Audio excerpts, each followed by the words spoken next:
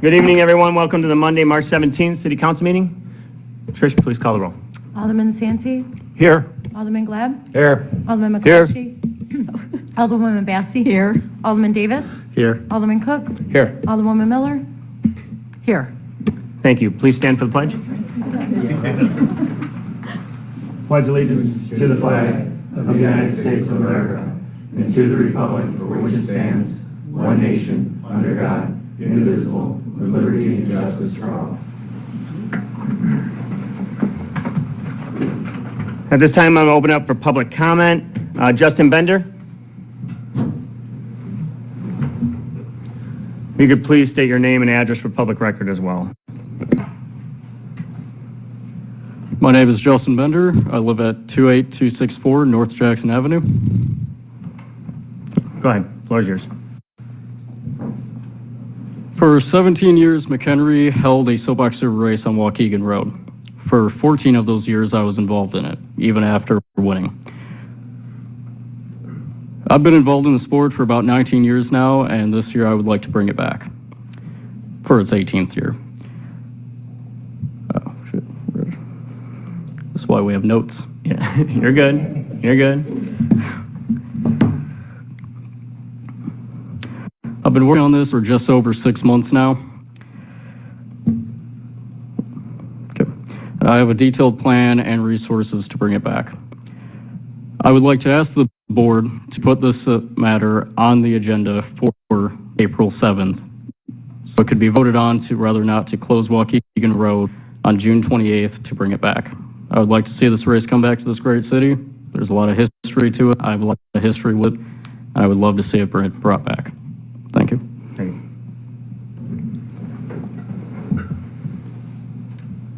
Anyone else would like to make a public comment? Seeing none, moving on to item number 5, presentation by Wholesome, annual mine presentation by Willie.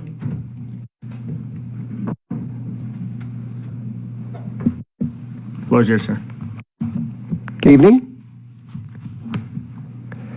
Randy Willie from Wholesome, formerly Lafarge Wholesome, formerly Meyer Material Company, doing business as all of them, and soon to be a new company called Amrise, which we will be publicly held on the New York Stock Exchange in a matter of months. But I will save those details for later. I'm here to give you the update on our activities at the West Pit, formerly West Pit. We just call it the McHenry Pit now. Can you go to the next slide? Just a brief overview. The pit is bisected by Illinois Route 120. We have about 600 acres on the south side, which we call the South Mine. The North Pit is about 157 acres. It hasn't been mined in a number of years, which I will get to. Just a few tidbits about the South Mine. There's 4 major parcels west of Valley View Grade School, which are parcels B through E, which are part of the current conditional use permit on the South Mine. That was originally annexed in 1988. We went through an extension in 2018, and our processing of minerals on that site is good through the end of 2026, and we have to be reclaimed for everything except the plant area. I didn't bring my pointer, but I don't think it would work on those screens, but the processing center is just south of Illinois Route 120, west of the new homes that are going in Wonder Lake across the street. That plant will stay in existence for a number of years until we complete the North Pit. You can go to the next slide. So the North Pit mining, as I said, has been dormant for some time. It was annexed to the city in 2004, and then it was an amended and restated agreement we did in 2023 to extend the life of those reserves. We're allowed to mine those reserves through 2032. Hopefully we'll be getting to the reserve sooner than not later. But again, the plant will remain on the south side of the street. It will send material over to the south side from the north side in order to complete that. Go to the next slide. I'm going to bounce back to the South Pit. This shows you an overall view of what the mine plan was back in 2018. Those areas marked in red are areas that are called the dry bank material, which is the high wall, which most of it was done with a front end loader and you put it on a conveyor belt through a crushing system, and the crusher makes a lot of banging noises, what the neighbors didn't care for. All of those cells A through E have been completed, with the last of it being completed this year, which is before the deadline. All of the areas outlined in blue are the projected areas where we believe minerals are below water. We mine that out with a backhoe, and I'll get into that in a minute. We'll go to the next slide just to show you the operations plan on the North Pit. Again, we opened it up in 2006, and there's a tunnel that goes underneath Route 120. The current cell sequence is to mine it from east to west. As you can see, where we've opened up an area to the south where we would probably continue and then go into cell A through C, going east to west. Next slide.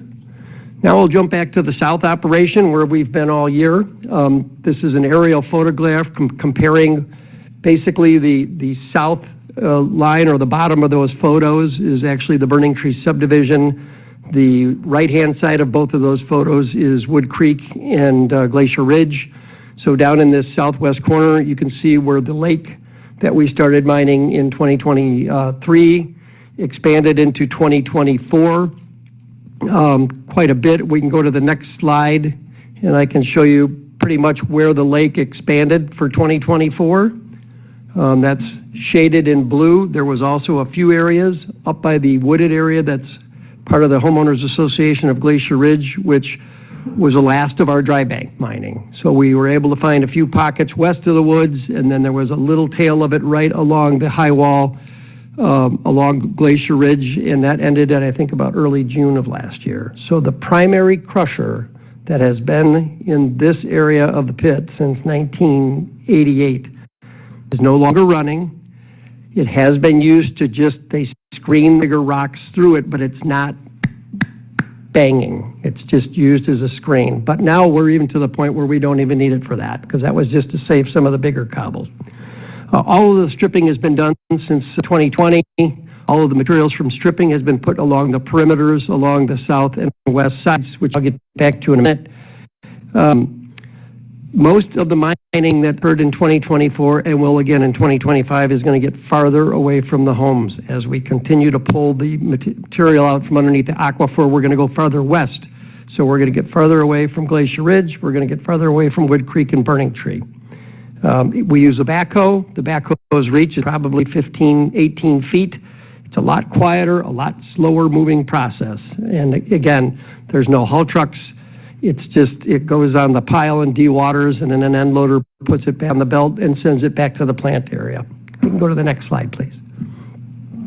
So this is the forecast for the South Pit in 2025 as we continue to find more material than we originally planned. If you go back maybe 20 years ago, looked at our reclamation plan, I think the drilling results we had only showed a couple of small ponds in the area. We keep drilling and keep finding that there's material below water. So this will end up being a pretty sizable lake when it's all through. Again, the limited crushing that's happening now is only at the plant. So we're feeding pretty fine material from below water onto this conveyor belt. So you can see where the lake is going to expand quite a bit in 2025.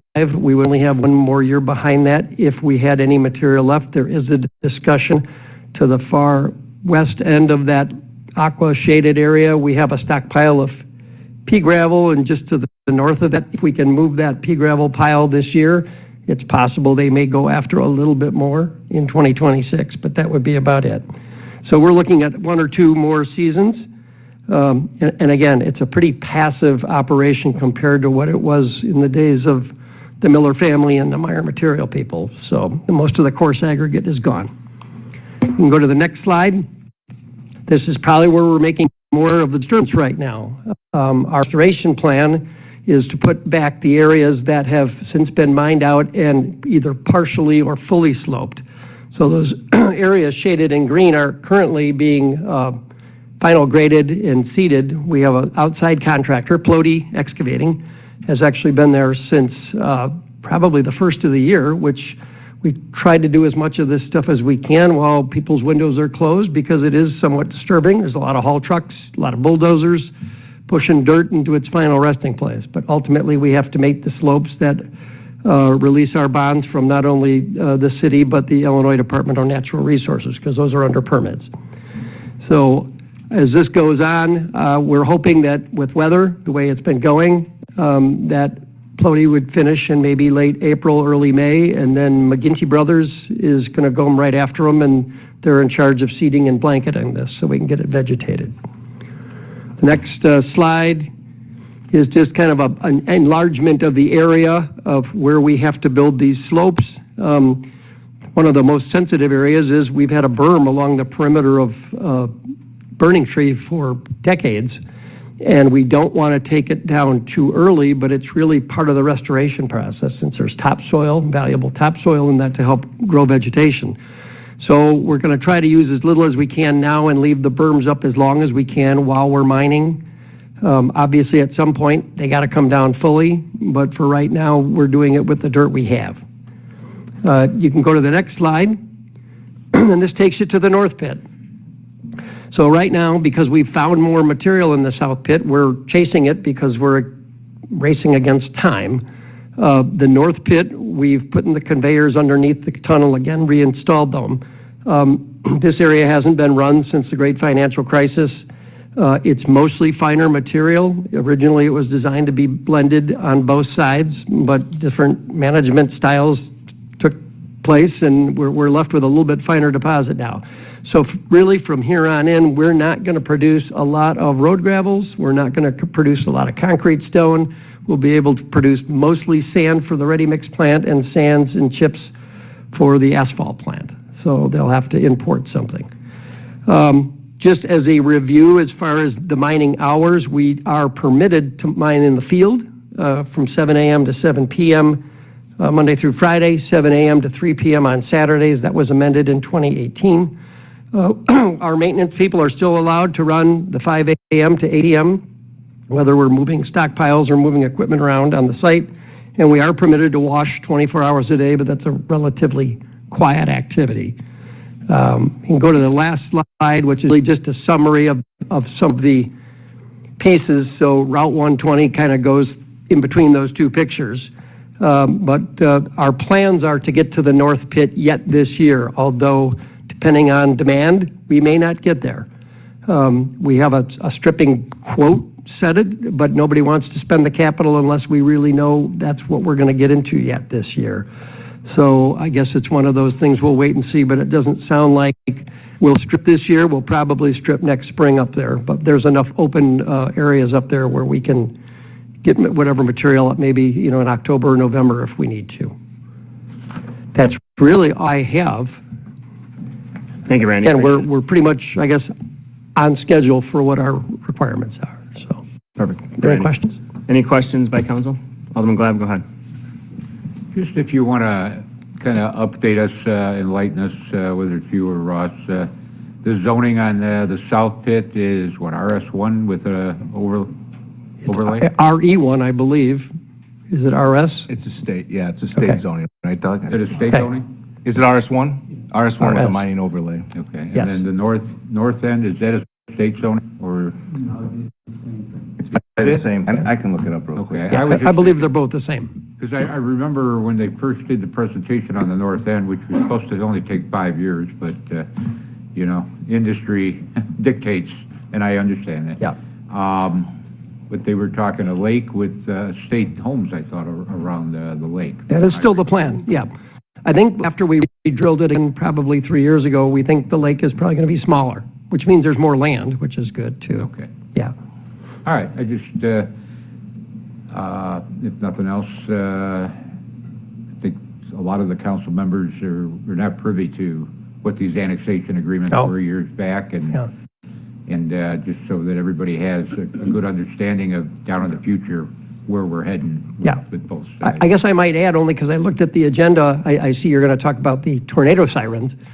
We are working with McHenry Township Fire Protection District on locating the siren near the newer homes at the west and down on our properties. So working with land documents, and we've cleared an area for them to mount it on a pole. So we're hopefully going to get that in soon. So Thank you. Alderman Bassi? Hi, Randy. Nice Hi. seeing you You again. too. Suzanne, could you go to page 4, please? Page 4. It's Mine Plan South Operations. Randy, you had said that the dry banking for A through E is going to be completed earlier than you originally thought. Do you have an idea when it's going to be completed? We finished in about June of 2024. We're done. You are? Okay. Yes. We mined all the way up until the eastern edge of, I'll call it the Glacier Ridge homes. Mm-hmm. And we found another little pocket that we had found over by the woods, but after that, everything has been below water or at least on the table above creating the lake. So we haven't run the primary crusher since last June, and we're done. All right, thanks. And one last question. I just want to confirm that mining and restoration is on schedule, and you will not be requesting any extensions at all. Not to my knowledge, that's why we're going great guns. I was talking about restoration last year, and it kind of got tabled, so that's how we got it started. I think we started literally the week of between Christmas and New Year's. I think we came out because we want to stay ahead of it. Okay, perfect. Yes. And I know that Ward 4 residents will be very happy to hear Sure that. they will. And unfortunately, it's a little noisy and disturbing while we're putting it back, too. So. Okay, great. Thank you. Those are my only questions. Any other questions, comments by council? All right. Thank you, Randy. Appreciate your time. Thank you, everyone. Take care. Next item on the agenda is 6A through 6K, consent agenda. Any items that council would like to pull for separate consideration? See none, I'm looking for a motion to approve 6A through 6K. Alderman McClatchy. Thank you, Mayor. If nothing is being pulled, I will move that we approve the consent agenda in whole. Thank you. Second. Alderman Cook. I'd like to second that motion. Thank you. Discussion on any of these items? Tricia, please call the roll. Alderman McClatchy? Yes. Alderman Cook? Yes. Alderman Santee? Yes. Alderman Glab? Yes. Alderwoman Bassey? Yes. Alderman Davis? Yes. Alderwoman Miller? Yes. Thank you, council. Next item on the agenda is 7A. We are pulling that this evening by the applicant request, so we will be moving on to 7B, Oakwood Drive Bridge Funding and Engineering Agreement. Looking for a motion to award the engineering services agreement to Baxter and Woodman, approve the joint funding agreement with IDOT, and pass a resolution for funding for the Oakwood Drive Bridge project, and authorize the mayor to sign the agreements, including the revisions required by IDOT's review. Looking for a motion to approve. Alderman Miller. I'll make that motion to approve all of that. Thank you. Second. Alderman Santee. I will second the motion. Thank you. Discussion on this item by City Council? Alderman McClatchy? No, I'm good. Okay. Any questions, comments? Open up for public comment. See none, clerk, please call the roll. Alderwoman Miller? Yes. Alderman Santee? Yes. Alderman Glab? Yes. Alderman McClatchy? Yes. Alderwoman Bassey? Yes. Alderman Davis? Yes. Alderman Cook? Yes. Thank you, council. Next item on the agenda is 8A, Curran Dartmoor Signal Study. I'll go ahead and turn this over to Russ Adams here in a second. This has been the intersection, as you can see, of Dartmoor and Curran. This has been a hot topic as far as in those neighborhoods of Legend Lakes and Boone Creek and so forth. So we wanted to bring it to the council to have a discussion. There has been a traffic study that was completed, and Russ Adams will go ahead and discuss that. So Russ, the floor is yours. Thank you, Mayor. We, at the direction of council, commissioned HR Green to conduct a traffic study for the Curran Road Dartmoor intersection. It was a pretty thorough analysis. They evaluated the accident history of the intersection. They looked at traffic loads, current with anticipated development, also with development or, projected traffic out to 2050. The long story short is that with regards to the installation of a traffic signal, the intersection does not meet warrants by any of the criteria, any of the 8 warrant standards. Not now, not with anticipated development, and not with projected 2050 traffic volumes. That's not to say that a signal could not be installed at the intersection, just that because it doesn't meet warrants, the city would be solely responsible for the financial costs of installing it. There would not be grant funding available to do something like this. To this point, we have done basically everything, I would say, in-house that the city is capable of doing, from installing flashing LED stop signs at the intersection, increased signage, increasing the lighting at the intersection. And so what the study did identify were basically a range of alternatives to consider, one of them being converting the intersection to a four-way stop. It does meet the warrant for that. It would impact the level of service on Curran Road substantially, and would probably cause some noticeable delays to traffic on Curran Road. Another alternative that was looked at, just out of curiosity more so, was the possibility of installing a roundabout at the intersection. That is extremely cost prohibitive at about $4.5 million. And then the other consideration that was brought up by the study is that configuration of that intersection really isn't warranted. Specifically, the right turn lanes that are currently on Curran Road on the north and south legs, standards, those don't need to be there. Also, the west leg of Dartmoor that has the dedicated left turn lane, right turn lane, through lane, that's a little excessive, doesn't need to be there. So the study laid out all of this in detail. It evaluated the crash history intersection. The overwhelming majority of the at-fault drivers in the accidents, I think it was around 60%, were entering Curran Road from one leg of Dartmoor or the other, either the east or the west side. So it gives us an idea of kind of where the issues are stemming from. But really it's up to council at this point to discuss this and give us some direction on what they'd like to see moving forward. Thank you, Russ. So obviously I live in Legend Lakes, and after Russ and I talked, I think it was a couple weeks ago or a week ago, I don't know, I lost track now, but the turning lanes is obviously, in my opinion, is one of the blind spots even when I go across Curran Road, that blind spot, if someone's turning right to go east on Dartmoor, you get a large blind spot, and I don't know if that's the main situation when these accidents occur, but if you go down the Draper Road in Curran, for one, I don't know what the accidents are in that intersection, but not many at all, if any, and you have a clear vision of turning left or right. And of course, there's not that many vehicles that go out of that intersection as Draper and Curran, but I could see getting rid of those turning lanes to be a better opportunity to be able to turn right and left and be able to get that visibility, but that's just my personal opinion. So I'll open up for council for discussion. Alderman Bassey. Thank you. I know that we've looked at trimming a lot of the trees because that was like the beginning of some of these accidents. Is there any chance we can just remove them completely?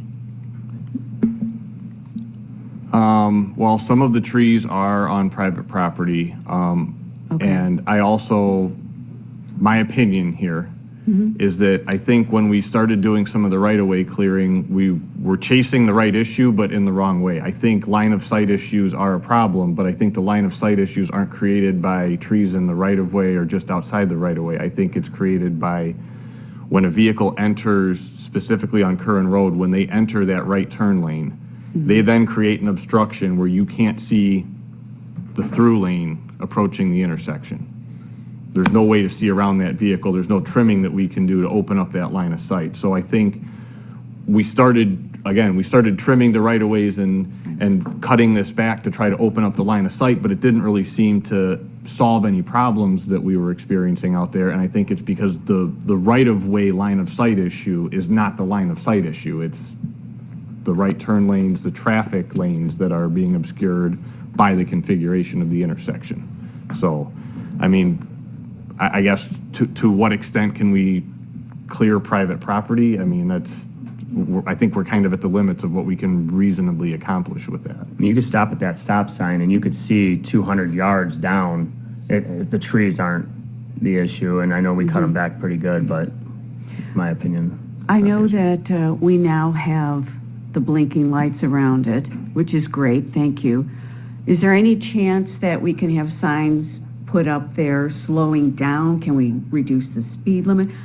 I will be honest with you, I was out there crossing Dartmoor and Curran, and in a big red coat, and I was almost hit also. I watched, I knew what I was doing, I was very clear. There was a car that was going so fast that I was also almost hit while walking. So, can we reduce the speed limit? I will defer to Greg Gruen, our engineer on this. I believe the lowest we can go with speed on Curran Road is 35 miles per hour. Yeah, we looked, we'd have to do a speed study. 35 miles an hour would probably be the lowest we'd be able to go on Curran Road. Okay, and I believe right now it's at 40? It is 40, correct. Okay. All right, thank you. And then another thing, removing those turn lanes will also shorten that distance that you would have to walk across Curran Road. So it would lessen the traffic, lessen the amount of cars that are going, southbound on that road, and basically just reduce that distance that you'd have to cross to get from one side to the other. Okay, thank you. Alderman Cook? I happen to agree with the mayor. There's too many turning lanes at that intersection. Right turn, can't see you. Somebody turning right on the Dartmoor, going east, that creates a blind spot. And for crosswalks, yeah, you take them turning lanes out of there, I think you have a lot safer intersection, my opinion. Alderman Miller? So I wasn't here when Legend Lakes Kimball Hill was approved 100 years ago. So, in fact, when were they approved? Like 1991? I'm so glad Doug's not. Right. So what was the purpose of all of those lanes in the thought process of that approval? Can anyone enlighten me, Doug? I wasn't here when it was actually approved. They did a study, and that's what they approved. Right, I have a theory that the preserves of Boone Creek was also approved at that same time, which is an additional 600 plus homes. So I believe, and I think Alderman Glad might have an answer here because he's got his hand up. Go ahead, Alderman Glenn. One of the criteria nobody's thinking about is the fact that Curran Road was supposed to be a western bypass, and so all the construction of all these intersections and everything else were designed with the idea that this was going to be a major thoroughfare going all the way up to Ringwood. And that's probably why we had the intersections designed the way we did at that time. Now, my question is considering it isn't a bypass right now, the counts, which road triggers off the biggest amount of counts, north, south, east, west, on this intersection? To get to meet the warrant criteria, there's actually a curve, and it's basically a combination of the major road, which is Curran Avenue, and the side streets. So, if there's more traffic on, if you have a very, very large Curran Road traffic, then you would need a smaller Dartmoor traffic to meet the warrants.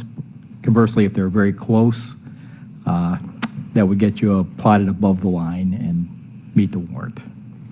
Which could create the possibility for four-way stop then, correct? The four-way stop criteria is met due to the crashes. So the crash criteria is 5 crashes in a single year or 6 crashes over a 3-year period. And we've had 7 crashes over a 3-year period. So we meet the four-way stop control warrant. Okay. And then as far as traffic counts, that's going to change drastically when they start ripping up 31. I mean, it's going to change all the traffic patterns in the city. I would agree. I mean, that would be a temporary condition. It's going to be under construction for probably 3 years or 4. Right. So, I mean, it's something that we really need to start looking at taking care of soon, frequent, because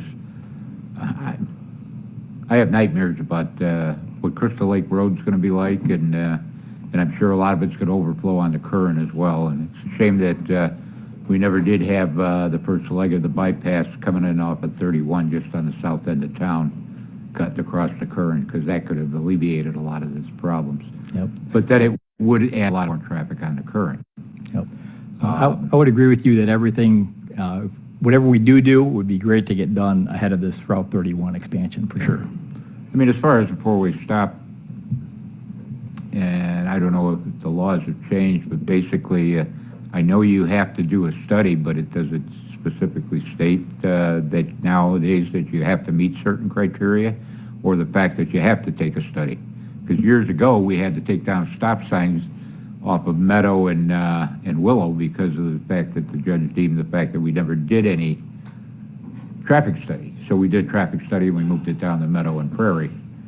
I don't know if we ever really met any warrants there, but that's what we did. Yeah, for this one, we first did we'll say an abbreviated study in 2022. 2024 with me and Russ, we hired HR Green and did an expanded study, so they also studied the warrants for the four-way stop, and we did meet the four-way stop criteria. So that's been done. I know when we were talking about the Dartmoor traffic light, we did it once, we failed, and took it a different time of the year, and instead of just, I think it was 3 warrants we needed to meet, and we wound up meeting 5, something like that. For which intersection is that? Dartmoor and Crystal Lake Road. Oh. You know. Do you feel that possibly a different time of the year that traffic might be a little heavier? How close are we to meeting those warrants with traffic? We're not real close. I mean, so we did this study was traffic counts 24 hours a day for 3 days on a Tuesday, Wednesday, Thursday in January. And just to give you some perspective, Crystal Lake Avenue has roughly double the traffic that Curran Road does. But now, legally, could we put a traffic light up here, but we'd wind up paying the full boat? Right? We own all 4 legs of the intersection. We're not going to get any kind of funding for it from IDOT, but you are well within your rights to go ahead and put in that traffic signal. But what's the cost? I mean, it's always about That's the money. Number, right? $500,000 is the... $500,000, isn't it amazing? I mean, I can remember when I first got on the council, it was like a little over $100,000 for traffic. No, it's a full 5 now. Yeah. I don't know. I mean, how severe would it impact traffic with a 4-way stop? I mean, I think of many years ago, I used to travel all the way out to Waukegan and used to take 120, and some of those smaller roads at the time had 4-way stops at 120, and I'm trying to remember the name of the streets, just a little further east of 12. Fairview, was it? Probably Fairfield. Yeah, and there were 2 of them, and it really didn't slow up traffic too much, but it did make it safer on those intersections. And then eventually they did wind up with traffic lights later on as the traffic, was built up out in that area. And so possibly the turn lanes could be helpful as far as crossing, but I still think it's still going to make it a dangerous intersection. It'll be a little less dangerous, but it'll still be dangerous unless we do some kind of traffic control of some kind. That's the way I look at it. And, I don't know where we'd get $500,000 to build a traffic light there, but I just think we really need to get our thinking caps on and come up with some kind of solution here. Alderman Massey? Thank you. I would be in favor of a 4-way stop there. You brought up the impact of a 4-way stop. What would that mean? How many cars backed up? Is that what you're talking about? Yeah, so typically with a 4-way stop, from an engineering perspective, you try to do it on 2 roads that have roughly equal traffic volume. In this case, Dartmoor has a significantly lower traffic volume than Curran Road does. So you're going to have vehicles stopping on Curran Road at that intersection, even if there's no traffic present on more. Right now, the level of service is an A rating, which is minimal delay for Curran Road. That would drop to a level C, which is still considered acceptable, but it is going to significantly add to traffic delays on Curran Road, especially during, peak hours of the day when people are traveling down that corridor. All right, thanks. Alderman Miller? I'm also in favor of a four-way stop there. I think it is a traffic concern, and it's a safety concern, and we're hearing more from our residents, and more importantly, in, Alderwoman Bassey's ward, and as people get out and about, I think it's going to be more problematic with 31 and people finding a way. So if we put stop signs on all four corners, because they're on 2 now, we'd have to add the 2 on Curran. I think people who don't want to be bothered by the stop sign, because your northbound traffic is your heavy traffic, that's the high count in the chart, they're going to go down and use Draper so they don't have a stop sign. So they're going to drive another half a mile down the road and take Draper north, which brings them out to the stop sign where Draper and Curran meet, but they won't have to stop at that intersection. So they'll only have one stop and then turn north. But I think it does warrant something, and I think it warrants it now, not a day before they start ripping apart 31, so that people get used to it. Otherwise, Chief Burke's going to have somebody sitting out there giving traffic tickets all day for people running through the stop signs. And that's just my opinion. Also, the engineer's opinion of cost, there was an estimate for a traffic signal and, of course, $4.5 million for the roundabout. What does it cost to put up stop signs? Is that just an ordinance? That's probably less than $10,000. We put the LEDs up also. Yeah, I would second that. From an installation standpoint, you're probably in the ballpark of $10,000 to install 2 additional signs and stripe the intersection. But it also brings us back to the issues of the right turn lanes and how we want to manage those at the intersection. With Dartmoor, you have a more manageable footprint for installing signs and having them be easily visible to vehicles.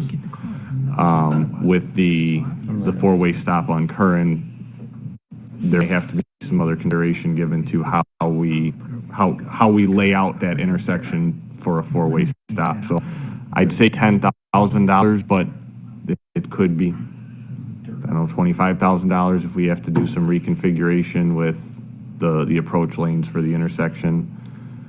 How do you get rid of a turn lane? You just take the asphalt up and plant grass? That would be the ultimate removal of it. I mean, I would say that if we were going to install a 4-way stop, I would look for some other more temporary means of, either striping them off or some other mechanism to block them off before we permanently remove them, because if we ultimately decide the 4-way stop is not the solution to the problem and we're looking back at a signal or some other means, then those right turn lanes could potentially be utilized, or same thing with the left turn lane. So I would caution against doing a permanent removal right away until we actually had a good feel for how it was going to affect the impact or the intersection and the level of service on Curran Road. What, beyond the stop sign, what additional signage would be required when approaching the stop sign? Like a stop ahead sign, and how many of those can we put out, and what frequency or what distance requirements are there? I think since we're installing a new stop sign, we would have to put out, an early warning, a stop ahead. I would think one on each leg of the intersection. In terms of what the required distance is, I don't have that off the top of my head, but it would only be one additional sign on each leg of the intersection. So I have run into, when there have been other improvements throughout the county, the big, like, message boards that say, like, new signal ahead, or, you know, signal being installed on a certain date. Do we own those message boards? Thank you, Chief, for shaking your head yes. We own 2 of them? We have 2 of them. So we could put one on the north side and one on the south side that say, new stop sign ahead. Correct. Yeah. And of course, squad cars with lights going are very effective. Thank you. Alderman Bassi. It looks like we've got a lot of support for a 4-way stop. If we all agree that this is what we want, how soon could we get it up? Honestly, I think the biggest time delay at this point would probably be securing a contractor, because we have to have stop bars striped and added, getting the intersection laid out, and determining what we do with the right turn lane Curran Road. So, I mean, I would think within the next couple of months, it could probably be completed. Okay, and school gets out, what, May, End of June? May, right before Memorial Day. Yeah, I just want to make sure when the kids are all home, that they're all going to be safe with summer vacation. So could we have it done before that? It's possible, but I can't commit that. I mean, I can't commit to a contractor schedule for striping the intersection. We also, city does an annual, like, pavement marking program. So I think the most financially responsible thing to do would be to go to that contractor and try to add these quantities to that existing striping contract, as opposed to executing a separate contract for what is, in the grand scheme of things, a very small amount of stripe. Okay, all right, thank you. Alderman Glad. You know, the 4-way stop, I think the stop signs is a great idea, or stop, 4-way stop. What about as far as lighting above, to have red flashing lights, 4 ways for stops? I don't know if it'd be in addition to the stop signs or whatever, but I think it'd be a lot more visual when you're doing 40 miles an hour down a road, and all of a sudden, you know, you got to stop. And of course, what kind of cost are we looking at there? But is there a possibility of doing something like that? Well, I mean, you're talking like one suspended above the intersection. Is that what you're? We have flashing stop signs out there now on Dartmoor currently. So we would install the same LED flashing stop signs on Curran. Right, stop signs, but you're talking low. I'm talking across the middle of the Correct. road. You're talking like a light suspended above the center of the intersection. Something where you're going to see it at a good distance. I don't know what the cost of that would be, or the feasibility of it would be. That wasn't something that was explored in the traffic study as part of the 4-way stop, right? You know, condition. I'm just looking at, as far as placement of those signs, especially with the turn lanes and everything else, and the overheads might be a better solution. I don't know. But I think we should look at that and, you know, readdress it before we just go forward with just the stop signs, and, you know, look at everything as far as costs and whatnot, so that we can make a good decision on what it would cost us and what we feel is the safest way to go. Alderman Santi. It seems like there's majority, or maybe even all of us, that are comfortable with the 4-way stop, and I would follow up Alderman Glab and just ask Public Works Director Adams just to make the request to, get the additional cost of that flashing light up high, to see exactly how much more it would be with that if we added that to this project. I'm interested to know, you brought up temporarily closing those right turn lanes on Curran. How do you propose doing that? I mean, we would have to evaluate a couple different options. We could just stripe them off as part of the other striping for the intersection, hash marks. That would probably be the simplest way to do it. Something a little more, I would say semi-permanent would be some form of delineator like you may see in a construction zone to block off a lane. Those would kind of be the two readily available options without completely ripping out the asphalt. I agree with that. For what it's worth, to the rest of the council, I do agree with that.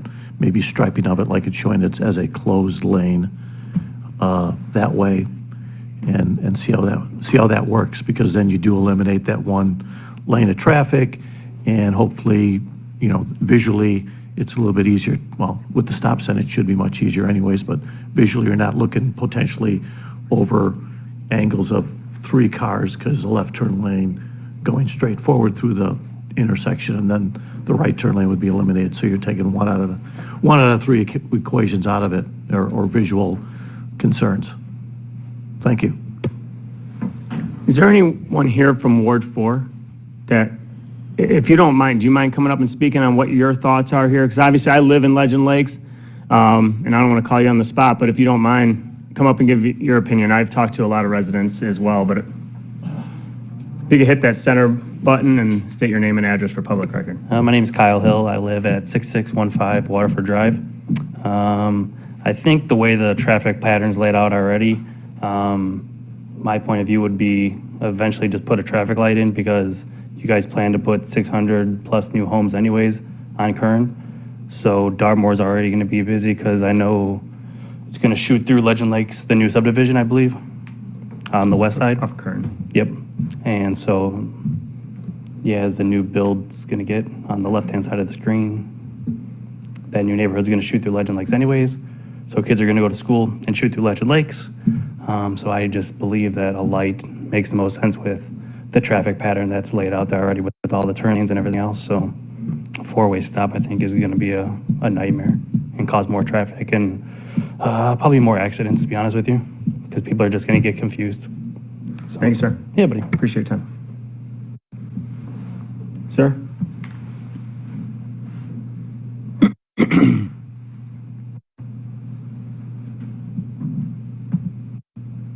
Hi, Jay Colbert, 6724 Homestead. A 4-way stop is going to be a nightmare. I would think that maybe eliminating left turn, either north and southbound, or maybe east and west on Dartmoor, might be a feasible thing. Increase the field of view, perhaps. And then ultimately, like that other gentleman said, with the addition of all those other homes, I think ultimately it's going to end up being a stoplight, which I hate to say. I don't like impeding traffic. Thanks. Thanks, sir. Appreciate it. All right. Any other comments by council? Alderman Miller? I just have another question. So when I'm looking at this intersection, the crosswalk on the north, the little white lines that I'm seeing, and although I drive out there, for the life of me, I can't think of, are those actually on the street? Are those marked? And then on the east and the west, those are marked? But on the south, it's not marked. Is that correct? Correct. The only crosswalk on Curran is on the north side of that intersection. Okay. Alderman Davis? On the crosswalk, is that have the flashing, like, lights, so when you hit them and it flashes? So Yes, it does. Okay. My other comment would be, if for 4-way stop, I agree, especially when you're trying to turn left out of there. I don't know if just striping it is actually going to deter people from using that lane. You got people that turn right and they'll go off onto the shoulder and turn if there's a lot of traffic. So I assume that we're going to have to put some sort of delineator there if we go that route, just to force them not to just pull off and the turn, and because that's really blocked, right? Is that somebody's trying to turn left, this car's turning, and now you can't see this through traffic. And we also have the option to put out some typical temporary barricades in conjunction with the striping to sort of form those habits, leave them out there for, a couple months if that's what it takes, and then pull them and just have the striping there. Really it gets down to if bad habits start to form again, then we may have to reevaluate. So the majority of these accidents, Chief, if you can speak up a little bit, the majority of accidents has been rear-ending from Dartmoor west. For the most part, it seems like we obviously went through those accidents. And a lot, would a stoplight or a stop sign, maybe a stoplight would, but would a stop sign be beneficial for any of the majority of these accidents at this intersection? Well, what I would say, I think, is important that the majority of the accidents are not speed related, which means that, I know that there are outliers. It's one of the straightest roads in the city limits. So we have people that tend to take advantage of that at times. But even when we've done speed studies on the road ourselves, the average speeds range between 41 and 43 miles an hour with the outlier at 90, because it's the street where it's the straightest street in the city. So, to put a four-way stop in there, this is about just breaking up traffic more than anything. And what I would add to it, to build on what Russ had said, if you choose to go the route of a four-way stop, we definitely would need to remove some of the turn lanes and let Russ come up with the best plan there, because if you've ever gone to an intersection, if you go one direction has 3 lanes to go and another direction has 3 lanes to go, you're going to create confusion, and we're going to see car accidents because some person thought it was their turn to go versus another person thought it was their turn to go. So we're trading one accident for another if we allow all those lanes to stay with a traditional four-way stop. We don't really have situations like that in town. Normally, you might have one intersection that's like that, one side of an intersection, but not 4, and this has 3 right now. There's literally 1, 2, 3, 4 lanes of traffic coming from the south, 4 lanes of traffic on the north side, and 3 lanes of traffic from the west side. And so we would need to figure out a way to engineer that down to where it's closer to 1 lane each way. So when you get to the stop sign, put your turn signal on, it's a lot safer that way. And as far as blocking off the lanes, we can definitely work with Public Works. If they stripe it, they make those metal screw-in, they're designed to break over it to hit them with the car, but people don't normally want to hit them with the car. I would describe them like the ones you see on 176 at the railroad tracks. There's always a handful of them bent down because somebody hit them, but those can be screwed in, just like our pedestrian crosswalks are bolted in the summer and taken out in the winter to help keep people from driving in that offering. That's an affordable option as well. Any other questions by council? I personally, I would like to see the lanes all either marked off, taken out, whatever the case may be, without a stop sign. That's my opinion.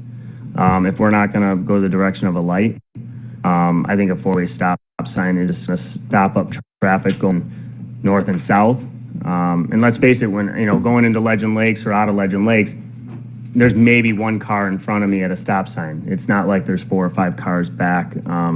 And looking at the accident reports, I just hate to put a stop sign in my opinion. But that's just my opinion. So whatever the council was looking to do. I also encourage that. I was hoping there was more people from Ward 4 here tonight. I posted on both sites on social media, but about a week ago or so. But I think it's important to ask the majority of those individuals, because there's a lot of people against a four-way stop sign in both of Legend Lakes and Moon Creek heavily.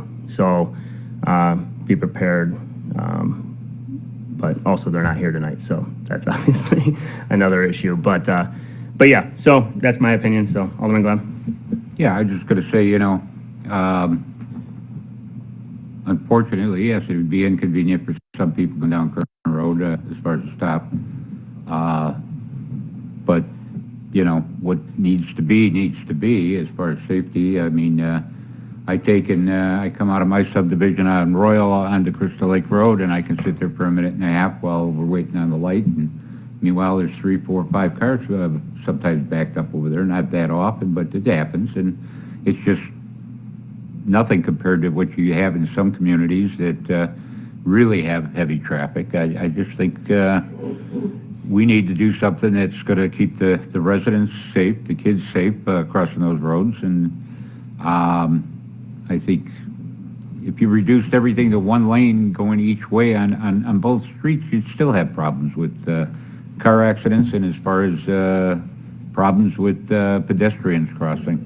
It's just one of those type of intersections that warrants taking and doing something now and not waiting until later. Alderman Miller? My only other comment, I know we've been focused on stop signs, is the speed and reducing the speed out there, especially if we're looking at the Lennar subdivision going in with all the proposed bike paths and walking trails and taking people from the west to the east and the east to the west. I think, what is it, 40 down there now? Yeah, 40 miles an hour. And we could take it to 35? Yes, 35 would be the lowest we could go. Chief, does that make a difference? I don't think it's going to make a difference. It's the straightest road in town. You could mark it at 35. I don't think you're going to change the behavior of the traffic so much. And again, the accidents we're seeing now are the majority of them are not speed related. Now, that's not to say with the new development down the road that maybe you want to reduce the speed limit farther down the road when that development comes in. I had this exact same conversation with Greg a few months ago, and he kind of educated me a little bit about when you start to see because Draper Road's 35 miles an hour, Curran Road is 40. And the reason for that is Draper Road has line of sight issues. It's got curves and hills on it, and so that creates line of sight issues, and that warrants that being 35 because of that. But this road, the line of sight on it is actually quite amazing. It's like I said, it's the straightest, most open road in town. Thank you. Any other questions, comments? All right. So direction by City Council at this point. Do you want to table it to where we can, well, there's nothing to table, but do we want to have a discussion, try to get the public involved a little bit more and, before we make a decision whether it's stop sign or removing stripes or a light? Anyone has? Sure, go ahead. Did you say that the stop light is 500,000? That was the engineer's opinion of probable cost that we received with this study was 500,000, including engineering for the traffic signal. Okay, and because the traffic study shows that this area does not warrant a stop light, the city of McHenry would be 100% responsible for paying for that. That is correct. Okay, unfortunately, that's what I thought. Alderman Miller? I think we need, I'm not going to say I need more guidance on cost. I don't know what it costs to stripe out or temporarily remove all of those extra lanes. We're in budget season. I think it's important to know what we're going to spend on this project. And I'd rather not just guess that we're going to just put stripes and sticks out there. I'd like to know what we're going to do and have a plan. Alderman Cook? I agree that there's too many turn lanes. You make it 2 lanes, in and out, cross traffic. Take them turn lanes out where everybody has to come up to a stop and all that, look both ways before you turn on. Block them off, and see how that runs. You said you have them posts you can screw into the mat there and then paint it. Try that for a couple of months and all that, and see how like you said, the training of the drivers, see how that works. And then I think you would be able to come up with a reasonable amount of money to correct the situation. Because I think the intersection is way too big. It's just too many lanes that you have to look out for any driver. You're looking across the street, or this turning, that turning, kind of confuses a lot of people, I think. That's my opinion. Alderman Miller? And I don't mean to belabor the point. The things that you screw into the ground, like down by 176 and the train tracks, if you hit those, right, they're supposed to go over, but do you damage your car?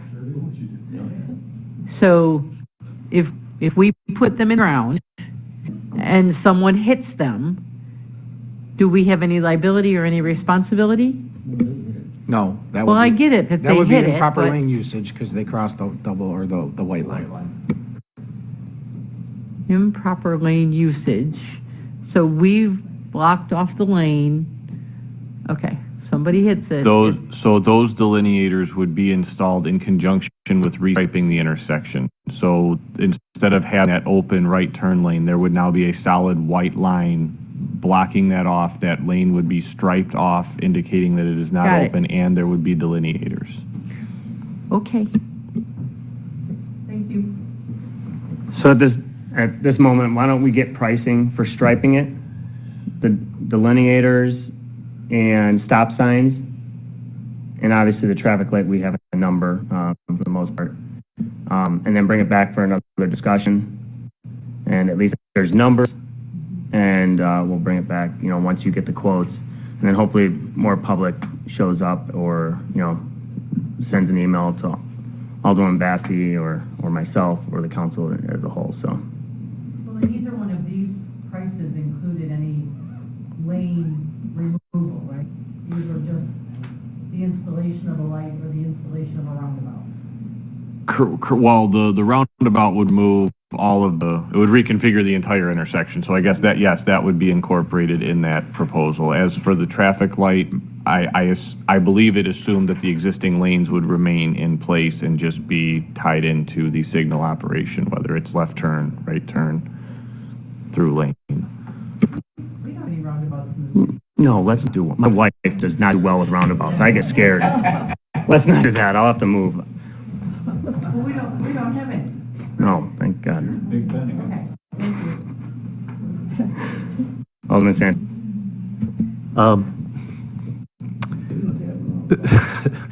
So we've had some good discussion on this, and it seems like the council, for the most part, is looking at, possibly doing some lane closures and doing a stop sign. But I know it's a very small ratio of citizens of that ward that showed up. But listen what they had to say. They said, stoplight. Now, I know that's the 800-pound gorilla in the room. It's a big cost. I don't want to totally eliminate that option. I mean, I know it's going to come from somewhere, but if you do the long term, we know there's a big housing project that's going to happen. We all know that 31 is going to get repaired and cause some traffic over there. I know it might be like putting the cart before the horse, but, it's a tough absorbing that kind of cost, but I just don't want to totally eliminate it because of the cost. And, if there's a couple ways of doing it, here's an example. We put it into the street maintenance over maybe a 3-year period, and we take a little bit of the road and put it into that, and, get that resolved and, paid out over, a smaller period of time. I'm just throwing it out there right now as a, something that I was just thinking, something I'm just thinking about off the top of my head, because I know there's other options, and I know there's other way of discussing this, but we shouldn't just eliminate it. Thank you. Great. Alderman Davis. Yeah, I was kind of thinking that same line as Vic was going. It's with Lennar, is there, we could build that into the agreement that some of that cost be absorbed, because that would most likely warrant, there'd be obviously a lot more traffic coming. So I guess just to be clear, the Lennar development, even after it's done, the signal will still be a far cry away from being warranted. Understood, yeah. And That's not going to be warranted. So I mean, So tell a developer to pay for it. Yeah, not that we can't ask them, but it's not like their development would be pushing this signal to requirement. Correct. But, I mean, if it absorbs some of the cost, I think that's a valid, Okay. Alderman Miller. I just, I don't understand how a stoplight costs $410,000. It's 500. It's 500. No, there's engineering. Engineering. For 90. Probably not for discussion, but at some point, can one of you just tell me why a stoplight costs $410,000 outside of this meeting? I don't get it. I double-checked that number with that IDOT Route 31, their detailed estimate, and for all of their signals, they had 500,000 in for each signal on Route 31. Ours, well, we're projecting at 410. It might be a little less complicated than what they're doing on 31, but that's the going rate that I have heard more than once. I just find expenses like crazy to digest. But to Alderman Sandy's point, our budget is looking at $3.5 million for road resurfacing. So we could take 500,000 from that and just do less roads. But I'd like to see the big picture number, because I think there's a lot more cost than I'm guessing on getting rid of lanes. Why don't we do this? Why don't we bring it back with pricing? We'll go ahead and get pricing on a light, let's go ahead and do that. And then we'll bring it back. We'll make sure the public knows about it as well. And then also, Ross, if we can talk to Lennar as well and have a conversation with them in the next week or so. And then we'll bring it back here probably not until April, May, right? By the time we get pricing and stuff like that, probably May. So, which isn't the best situation, but. Yeah, we'll need to go out and measure some quantities in the field before we can reach out to contractors for pricing and things like that. So there's some legwork that's going to have to be done on our end to get an accurate number to council to consider. Now, in the meantime, we know that, we think that taking the speed down to 35 would not do much. Is that something that we want to do temporarily, or is that not a good idea to bring it down temporarily until we got a plan? I wouldn't recommend bringing the speed down until you know that's what you want to do. Sounds good. We couldn't turn that down and then turn it back up. Right. We would have issues in court and everything else if we tried to enforce it. Sounds good. Okay.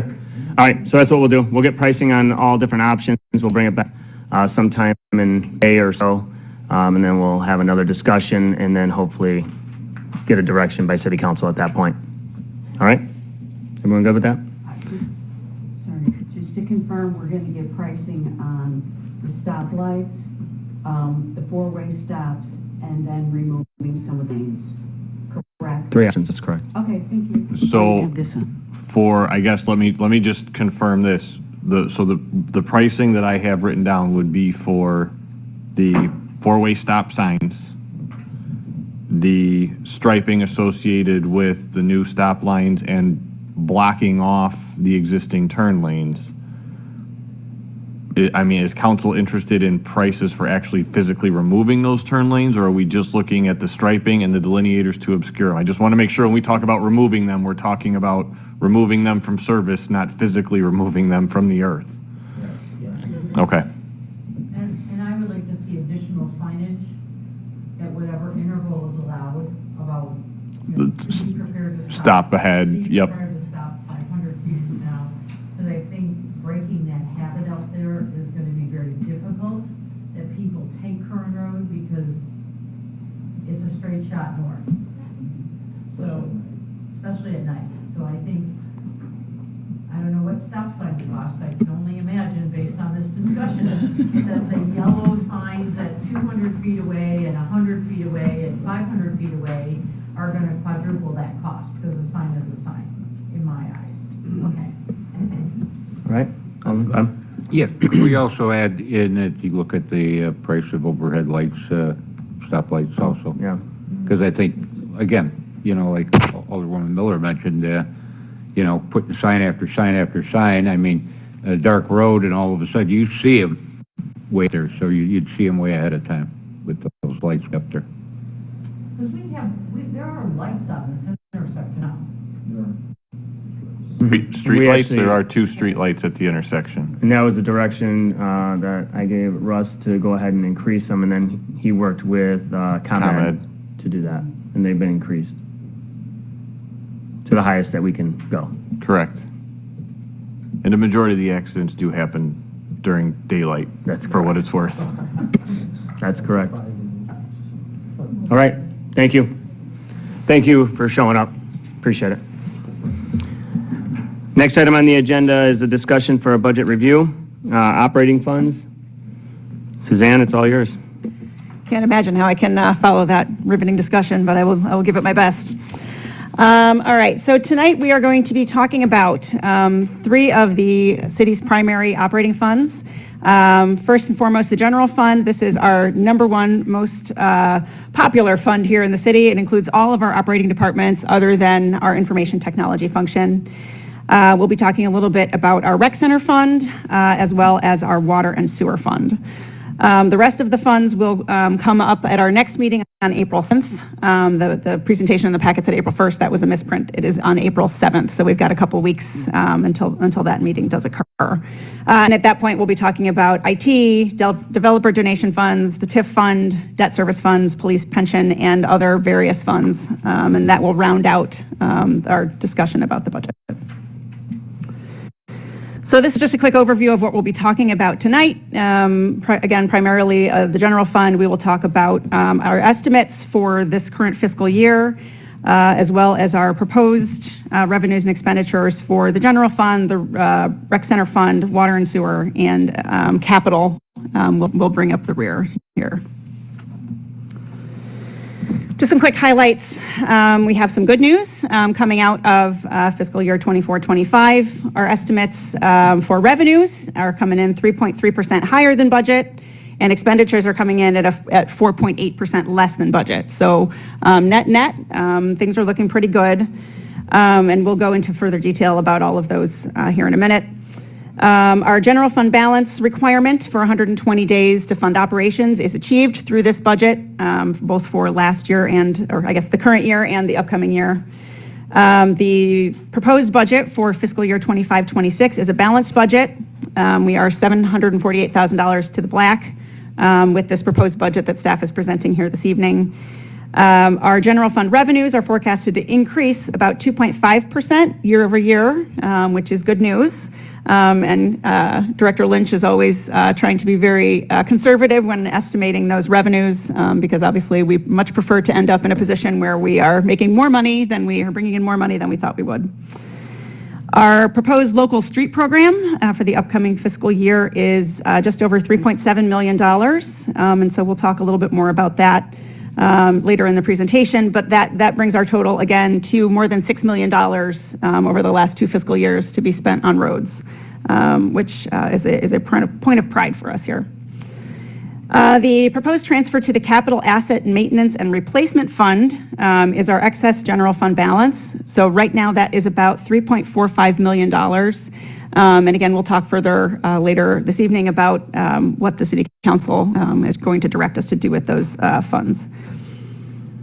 The proposed budget does include a 3% increase recommended for our water rates. So that amounts to about 11 cents per 1,000 gallons. We'll talk again about that later, but that is to offset increases in operating expenses. But on the flip side, no increase is recommended for our sewer side of the house. All right, diving into our estimated 24-25 revenues and expenditures. Just as a reminder, our general fund includes revenues, most of our major revenues. So property taxes, state and local sales taxes, state income tax, video gaming. We'll go into further detail on that full list on the next page of the presentation. And then the expenditures that do come out of the general fund include all personnel across the organization, contractual and supplies costs for all of our operating departments, all of our capital projects, and transfers from the general fund to other funds such as IT. We are going to be focusing this conversation here on page 22 of the budget transmittal. And this is our long list of revenues down here. So again, the top lines here we are touched on property taxes, state and local sales taxes, income taxes, but then all of the other state taxes are in here, the cannabis tax, self-storage tax, all of the video gaming and franchise fees, charges for service. So it's all of the revenue that come to our general fund is represented here on this summary page. Again, our revenues for this year, this current fiscal year, are about 3.3% higher than budget, which is just over $1 million higher than budget. You see on the left-hand side the year over year, the estimates versus budget, excuse me. where those surpluses kind of are generated from. They go, kind of down in the dollar number here, but one of the things we'd like to highlight is this interest income number, which is $347,000, 58% above budget. Just the interest rates have been pretty positive for us over the last couple of years. We do see decreases primarily to the franchise fees and telecommunication taxes. This again is, people moving more and more towards streaming services that do not have taxes associated and away from cable and using, landline telephones and those types of things.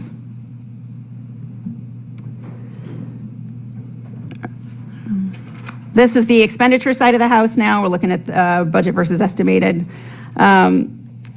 We will see here the expenditures about 4.8% lower than budget, and capital is also 64% lower than budget.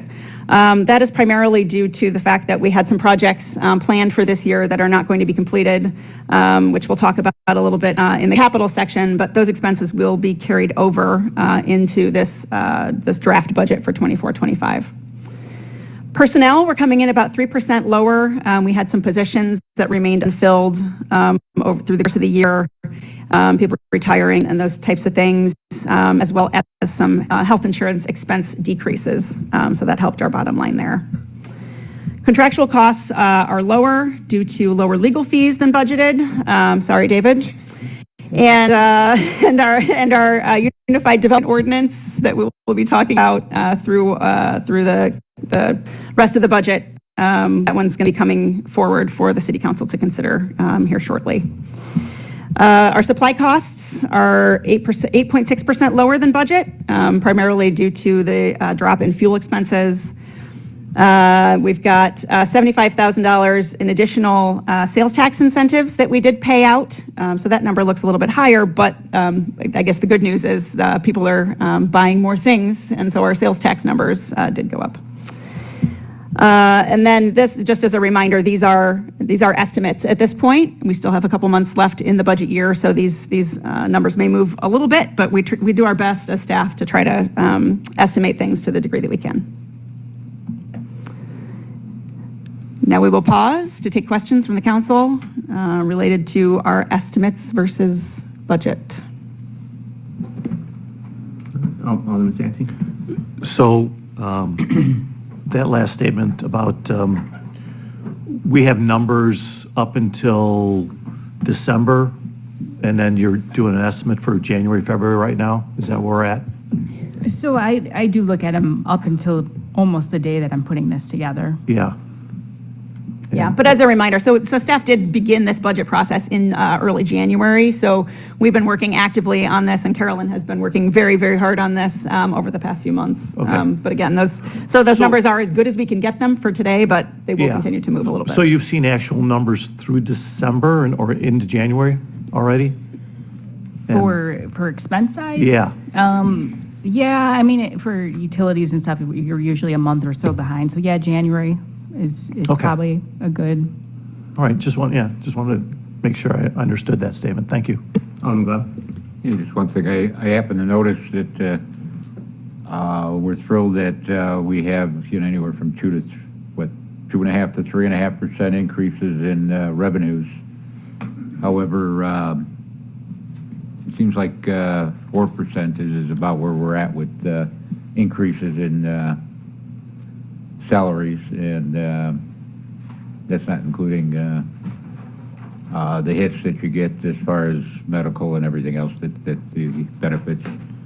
And I guess the conclusion to that, more than anything else, is years back I brought up the fact that our percent that we pay for employees was taking up such a large amount of our general funds that we were losing a lot more on capital expenditures as far as money for expenditures. And so I know in Public Works, Troy at one time had taken and reduced by attrition employees and whatnot, trying to keep up the services. And I just want to make sure that we don't wind up in that type of situation again, because we can't keep cutting employees and still trying to give the services that we give out. So it's just something, not something that we're going to do this year, but it's just something to keep in the backs of our minds as we go along, the fact that we don't want to look at the fact that we can't get projects done because we've got the personnel, but we don't have the dollars to pay for the products or whatever that we need to get done. So just something, like I said, observation. Any other questions? Go ahead. All right, moving on. We will talk a little bit on how our general fund balance is looking. If you look down at the bottom of page 22, this section that's highlighted here in yellow is kind of really where we're focused right now. The budgeted beginning balance for 24-25 was about $18.6 million, with an ended balance of $18.6 million. So pretty close budget beginning of the year versus the end of the year. Truly, where we are right now is our estimated budget ending balance is about $21 million right now. So again, that's significantly higher than where we thought we would land due to our revenues being greater than anticipated and those expenditures coming in a little bit lower. So again, of that $21 million that we're talking about, we got a balance that's required of $10.4 million. Again, that's our rainy day fund in case something were to go wrong to the city's operations for a period of 120 days. We have $3.6 million that is in an account that is assigned for the Route 31 project. Again, those were ARPA funds that came in a few years ago that have been set aside, again, specifically to pay for utility relocation and some of those other costs that we know are coming for Route 31. Just as a reminder, we believe that our estimate is about $7.2 million all in for Route 31 right now. Those numbers are still moving. They move on a daily basis, it seems, from IDOT. But we know that there is still a sizable gap between where we are and where we need to be. We've got about $1.5 million in grant funds that are set aside for public safety. We've got $150,000 in seizure funds. Again, those are designated for public safety and can only be used for specific purposes. Then, as I mentioned previously, we've got about $3.45 million that this budget shows being transferred to the Capital Asset Maintenance and Replacement Fund. Our fund balance and reserve policy states that is the designation for those types of funds. So, we can have a discussion with the City Council about that $3.4 million and where that might best be allocated. We're setting it aside right now for future capital needs, but that could potentially, be one of those things. Could be Route 31 for some of those additional costs. Obviously, when we talk about capital, the City Council will have the opportunity to talk through some of those projects and potentially, if we have excess funds that we want to use for some additional projects, we can do that as well. We have about right now, per this budget, this recommended budget, $2.1 million budgeted to be available after fiscal year 25-26. So right now, the funds, this $3.4 million is actually, that's our audited number after our audit has been completed for 23-24. So we believe that $2.1 million will be available next year, but that number could shift as well once the audit is completed. Any questions by council? All right, go ahead. Easy crowd tonight so far. All right, we're going to talk a little bit now about the proposed budget. So this is the general fund. These are the categories we're looking at here. Budget, so budget year to proposed budget year. Our revenues in this proposed budget are about 4.6% higher than we saw budgeted for last year. Obviously, now we've got another year of experience under our belt, and we can kind of predict a little bit where the markets are going, hopefully. And so that's the staff's best guess on the revenues for 25-26. As we talked about during the property tax levy, we opted to, the city council opted to move forward with a 1.2% new growth tax levy increase. And so, we wanted to talk a little bit with the city council about that additional funding. Alderman Cook was very clear that he wanted to have a discussion around how to allocate those additional funds that are going to come in as a result of that 1.2% increase. Staff's best recommendation at this point right now is to dedicate those additional monies to street resurfacing. Obviously it's a documented need, and the need continues to grow, and so that's sort of, staff's recommendation, but if the city council wants to have an opportunity to discuss that, now would be the proper time to do that.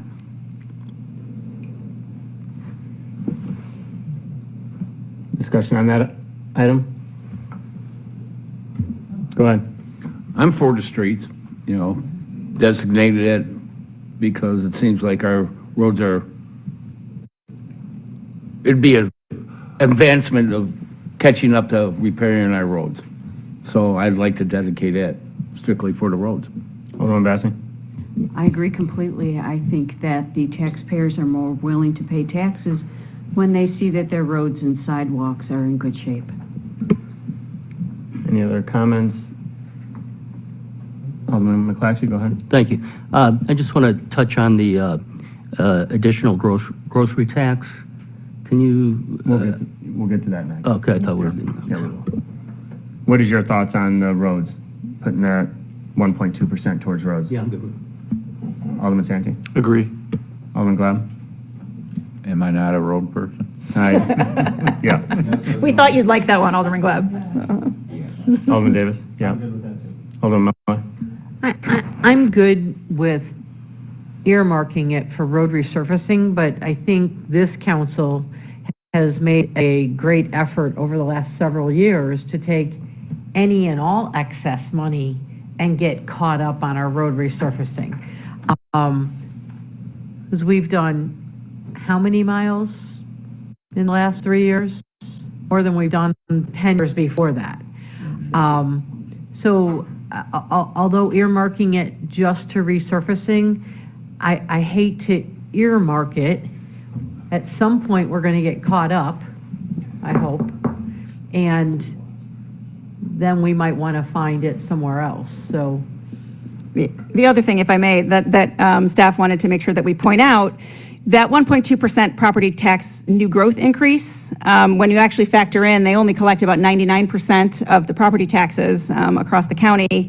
And then we are seeing a decrease of about $30,000, in additional road and bridge funding. So our total revenue from property tax is actually about 0.4% lower year over year, even when we factor in that new growth increase. So just to Alderwoman Miller's point, there are a lot of competing needs for these funds. So my personal opinion, I don't mind it going towards roads, but also knowing that some of the parks, Rise Up has been raised over $1.2 million in parks. We know, I would like to allocate that towards parks, to be honest with you. So that's my personal opinion versus roads, but just my 2 cents.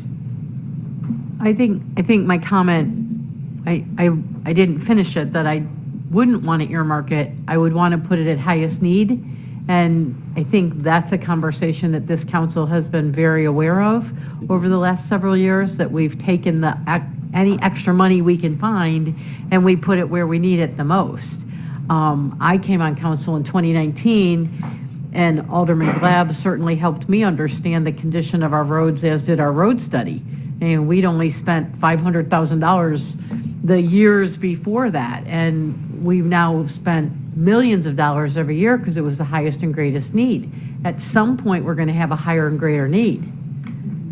So, although I'll give it to road resurfacing, I just struggle with dedicating it to road resurfacing.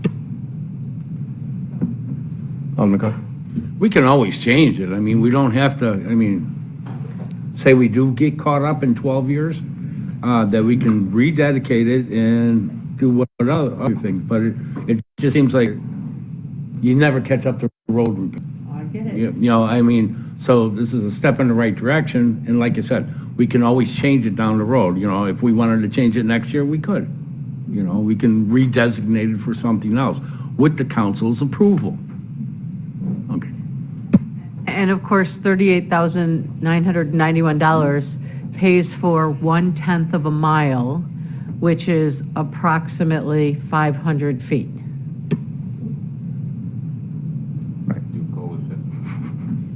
Is that a question?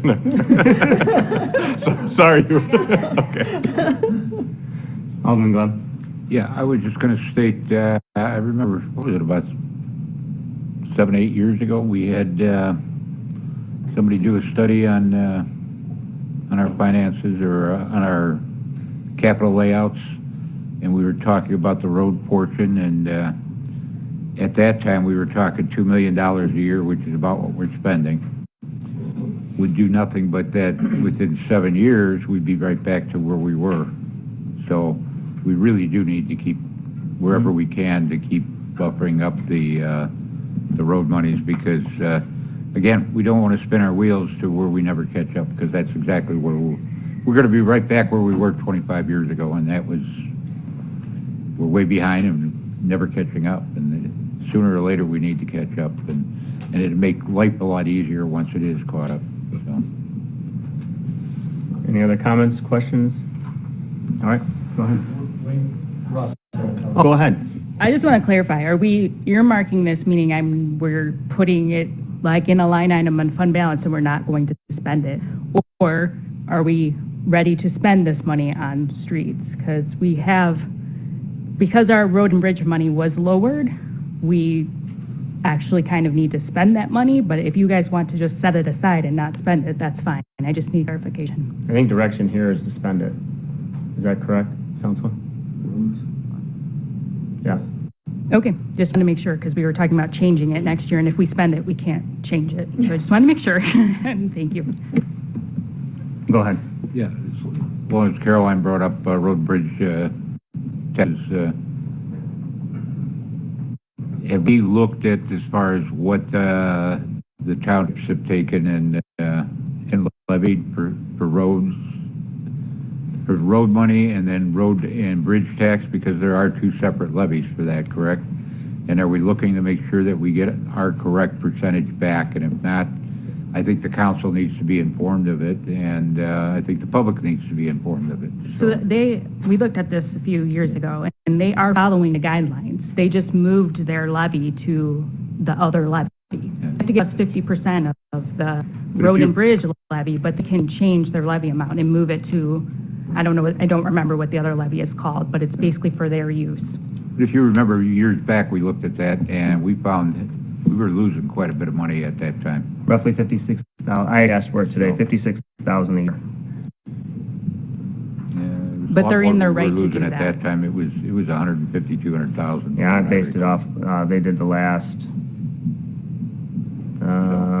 4 for me, but yeah, 56,000 a year is roughly. Okay, thank you.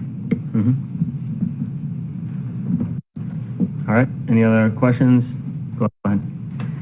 Okay, then as Alderman McClatchy mentioned, there's this secondary council discussion here that's called for in the presentation to discuss the local grocery tax. As the council is aware, and hopefully the public is aware, the state's budget calls for the 1% grocery tax that is now administered by the state to go away as of January 1st of 2026. As a result of those conversations, local governments have the ability to levy their own tax that would actually continue to be administered by the state as well, but it takes, the state gets to get PR win, I guess, in the hopes that, potentially some municipalities may not move forward with that.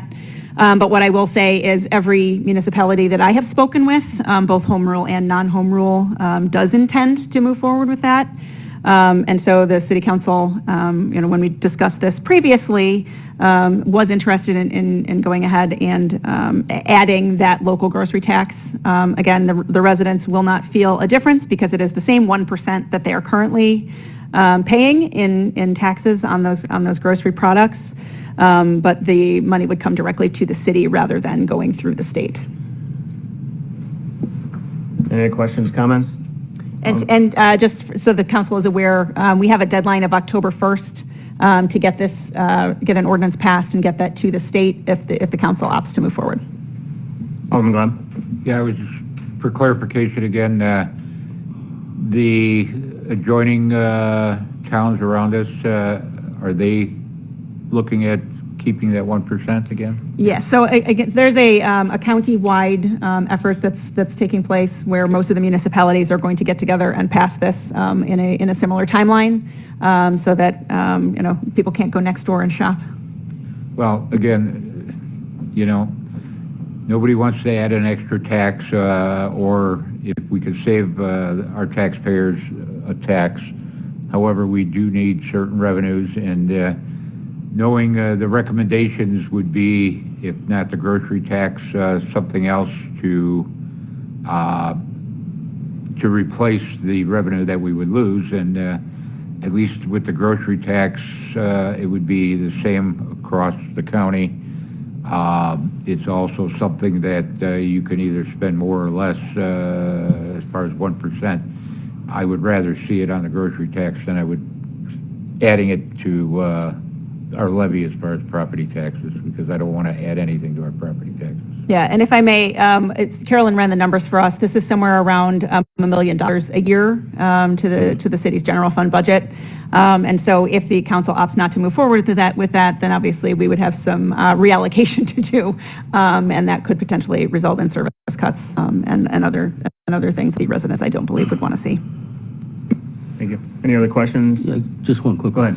I think you answered my question, but so it's $1 million, the state taking away, and this 1% going in would be $1 million.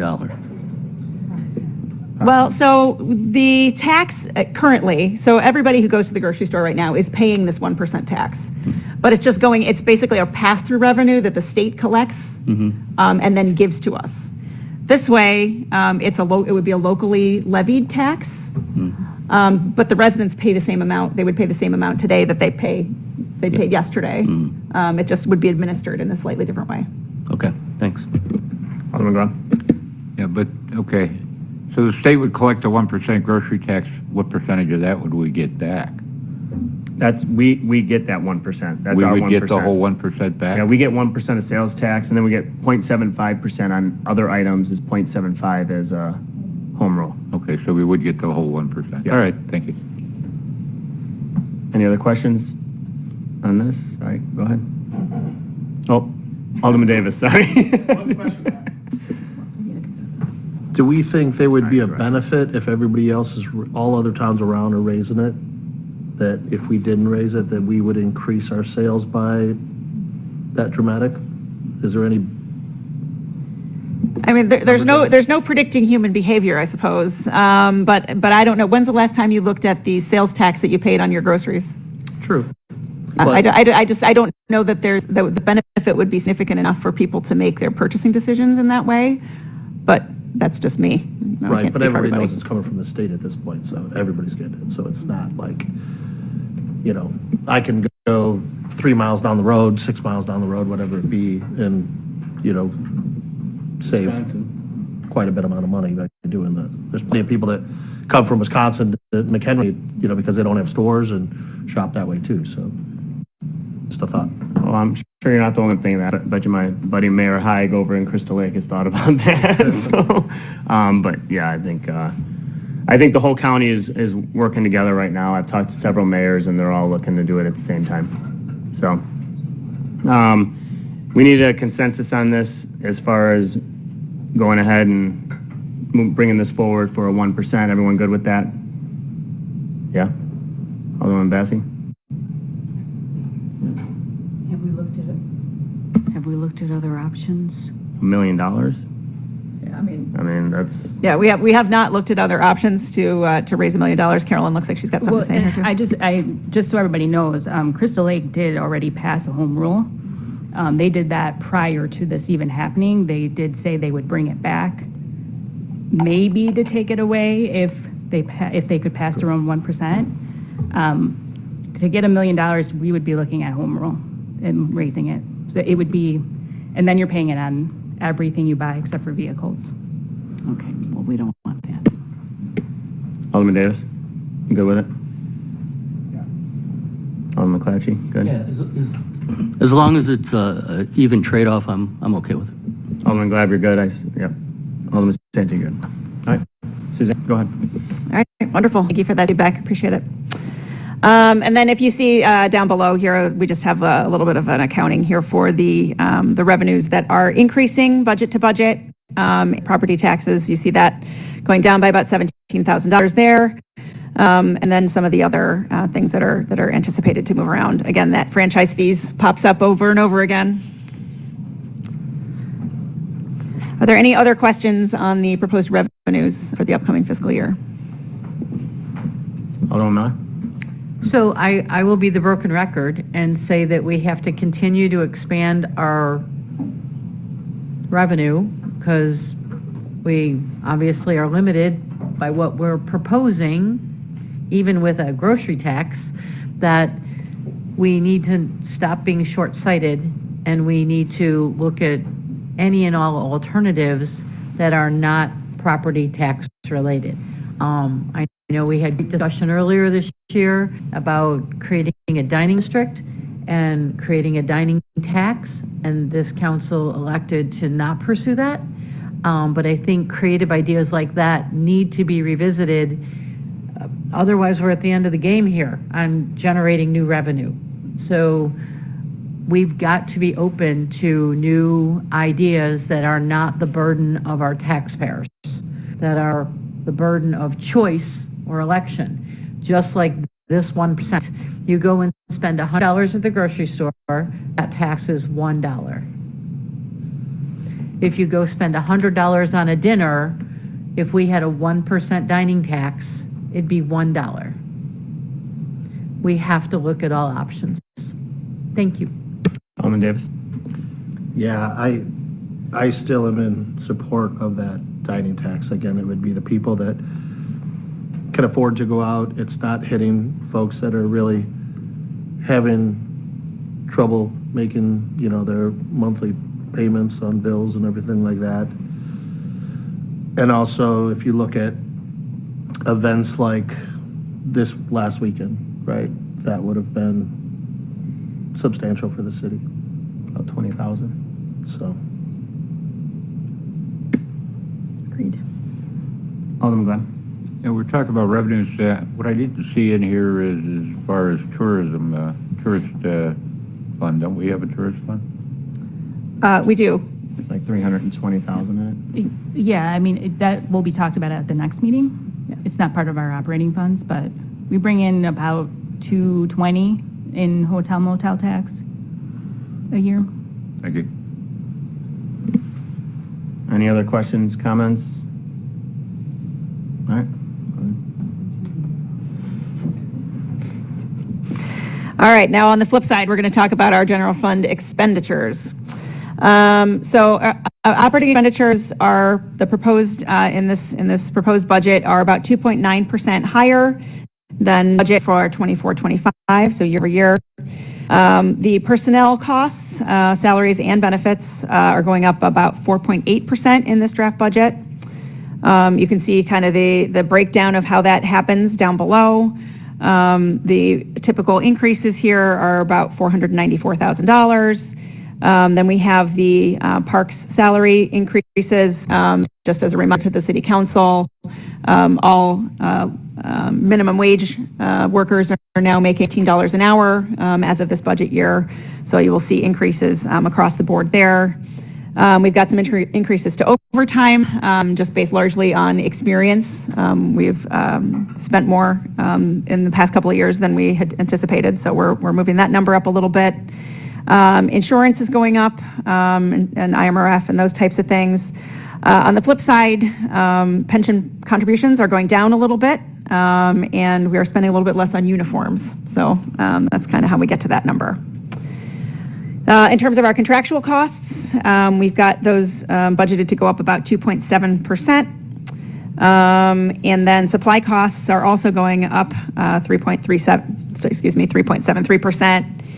And then this last number down here is our transfer costs, capital maintenance and equipment fund. So as I mentioned before, that's that $3.45 million. So that number is going up dramatically, but it's because we have these additional funds that we would be transferring over. And then we've got about $57,000 in increases in debt service and IT costs and those types of things. Most importantly, the draft budget that staff is proposing this evening is a balanced budget. It is to the good by $748,000. What types of questions does the City Council have about expenditures? The first bullet point, the 494,000. Can we get tonight, or can you send us the split between the bargaining unit number and the non-bargaining unit numbers to us? You know, what those two numbers are that add up to 494. Yes, I'd be happy to do that, and Director Campanella is here this evening as well, if the City Council has any. Yeah, just so we can send it to us. Yep. I would like to see that split. Thank you. Any other questions, comments?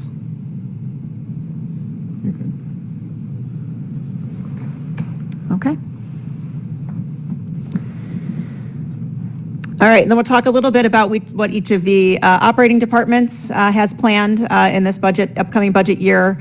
Obviously, all of the directors are here to the extent that the council has questions specific to each of the operating departments. Obviously, this includes all of our personnel, all of our contractual services, supplies, all of the operating expenses for the general fund. We're not talking right now, obviously, about the rec center, water, sewer, utility. We'll be talking about those momentarily, and then IT is in the next meeting on April 7th. As I mentioned, the staff has been working on this budget since January. We sit down with each of the departments. So the departments put together their own budgets, and then Carolyn and I sit down with each of the department directors and review the line items in detail, talk through upcoming projects and priorities and those types of things. And then, obviously, the next step is for Carolyn to go back, crunch all the numbers, and then the end result is what you are seeing here tonight. So overall, just for our operating departments, personnel costs, again, going up by that 4.8%. Contractual expenses, this is a little bit more detail here. We've got higher contractual street resurfacing expenses as well as training expenses, just to get some additional professional development in for our department directors and other staff. Our supply costs, again, up by 3.7%, as you know, and have experienced at home. Inflation continues to be a challenge. We're also adding some additional money for some additional playground equipment repairs. And then our IT transfers, again, are going up by 3.2% as we become more of a technology-focused organization. And as costs just continue to rise on everything across the board. Each of the departments, we'll go through them one by one. General administration here, you'll see those expenses are decreasing. But on the flip side, expenses may be increasing in community development just because we are moving some of the building staff from admin over to community development. Those additional changes in general administration, you see the lower legal fees, the higher materials costs, and the IT transfers. IT transfers will be a recurring theme for all of the departments. For community development, as I mentioned, we are moving that personnel, and then we've got $200,000 in the budget for the Unified Development Ordinance, and that will be coming back again before the City Council here shortly. There is an RFP going up just so we can get prices from consultants on what that project could potentially look like. And then when we talk about finance, obviously we talked a little bit about that money that's going to be transferred over. And then we've got some money that's rolling over to complete projects that are still outstanding from this current fiscal year. For HR, as I mentioned, we're doing some additional training for supervisors and staff. Economic development, we've got an additional $16,500 targeted for marketing and tourism efforts to expand that a little bit, and Director Martin can answer questions about that if needed. We've got, for the police department, we've got $130,000 in capital. $100,000 will go to renovate the men's locker room. The women got a locker room upgrade a few years ago, and the men's locker room has been pushed off, so that's going to be completed using seizure funds. And then we've got $30,000 in additional police equipment that is in the operating budget here, as you can see. NERCOM for the dispatch center, and Chief Burke can talk a little more intelligently about this, but the partners for the past few years have voted to use some of their fund balance to offset personnel costs, which has been to the benefit of the city and the other partners in that dispatch center. The Public Works Street budget has $145,000 to complete the Oakwood Drive Bridge rehab. We've obviously seen a number of items come across for that so far, but the construction is yet to come. As we talked about during the levy, the NISRA dues for Parks and Rec are increasing by $12,000, and so that number continues to rise year over year. We also, as I mentioned, the salary increases for the seasonals due to minimum wage adjustments, but also because of the popularity of some of our programs. So you will see that there is an offsetting revenue for a lot of those additional program costs. And then we are spending $15,000 to replace the whippets at Peterson Park Beach. In terms of park maintenance, we have, with the budget shows that increasing by $74,000. We have some needs out there for general maintenance. We're changing some things with the mowing contracts to free up some staff time to do additional repairs to the parks. And then we have sport court maintenance, again, additional playground equipment repairs, and then some repairs and work happening out at Peterson Farm.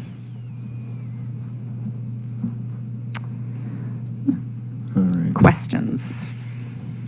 Alderman Cook? What's going on at Peterson Farm? Is that the horse farm or directly across the street with the building? It's the farmhouse. Okay. So yeah, and so we'll talk more about this in the coming months. Right now that house is not really utilized for a whole lot, and so just looking at shoring up the house, making sure that it's in good condition, and then kind of having hopefully a city council and potentially a community conversation around the future of the farm, just to make sure that we're headed in the right direction, and can make sure that is maintained for the long haul. So, more to come. Any other questions, comments? Alderman Bob? On the Peterson Farm,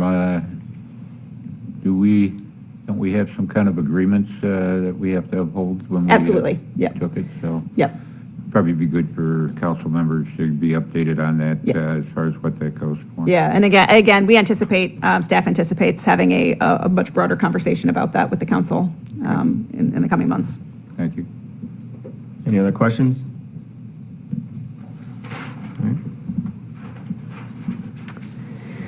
All right, everybody's topic, the McHenry Recreation Center. All right, so fiscal year 25-26, it represents the 7th full budget year.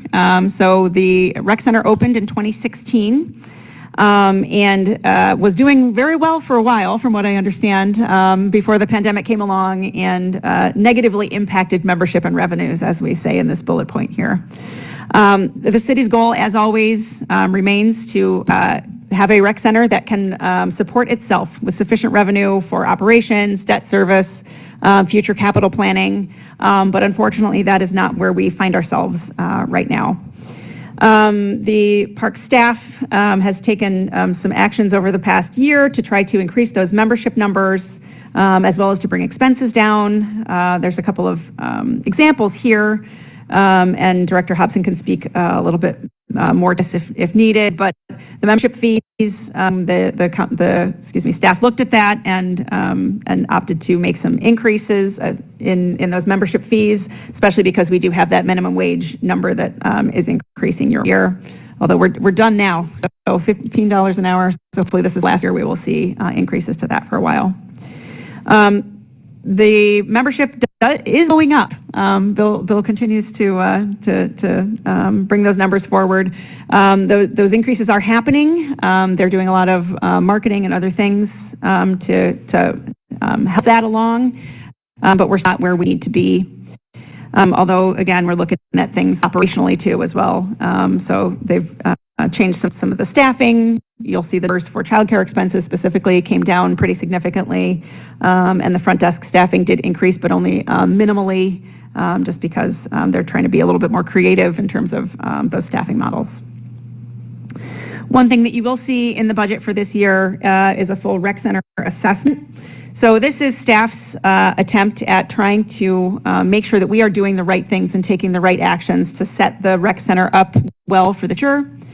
You know, as I mentioned, the Parks and Rec staff has done a tremendous amount of work here to try to address some of these concerns, but rec centers are a very unique type of business, right? They operate much more like an actual business than a city or a municipal kind of fund. And so, you know, I came from the business world, but I am not a business person. And again, this is a very specialized type of business. And so, staff's recommendation is to bring in some experts to try to help us look at everything we're doing and everything we're not doing, and come up with some recommendations for the future. Because potentially there could be some, you know, conversation around adding a rec center manager or some other additional staff. And so those types of things are long-term recurring costs. And before we do that, making sure that we're making the right decisions at the right time, I think is going to be very, very beneficial. Diving into the revenues here for a little bit. Again, we came in 4.2% above where we thought we would be for the year. And that is a result of the changes that we've made operationally this year.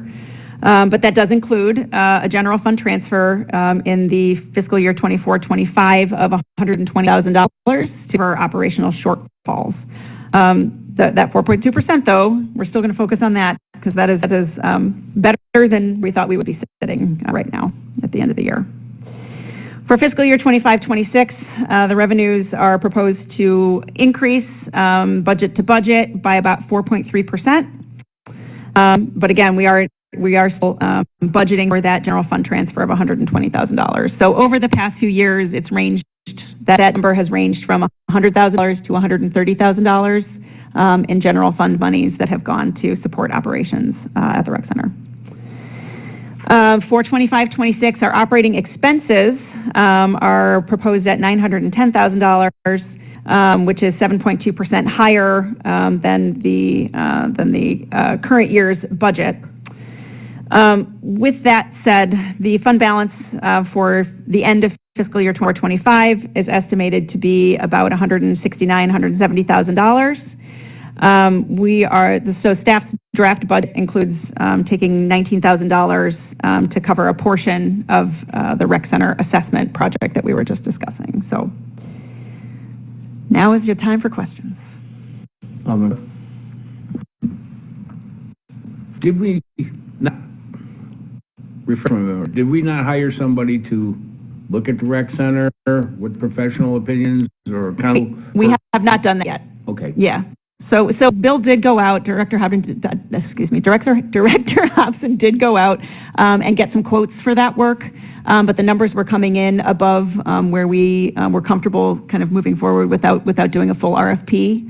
And so that's where we are right now. So we have an RFP that is prepared, but we wanted to have this conversation with the council and make sure that you all are on board with moving forward with this before we launch that out into the world. Because looking at the last 3 years, 120,000, 135,000.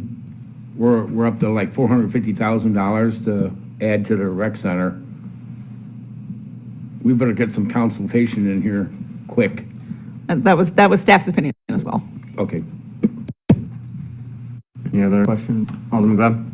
Yeah, I'd like to chime in on the rec center and that's the fact that why we're not taking this out of developer donation funds instead of the general fund. Because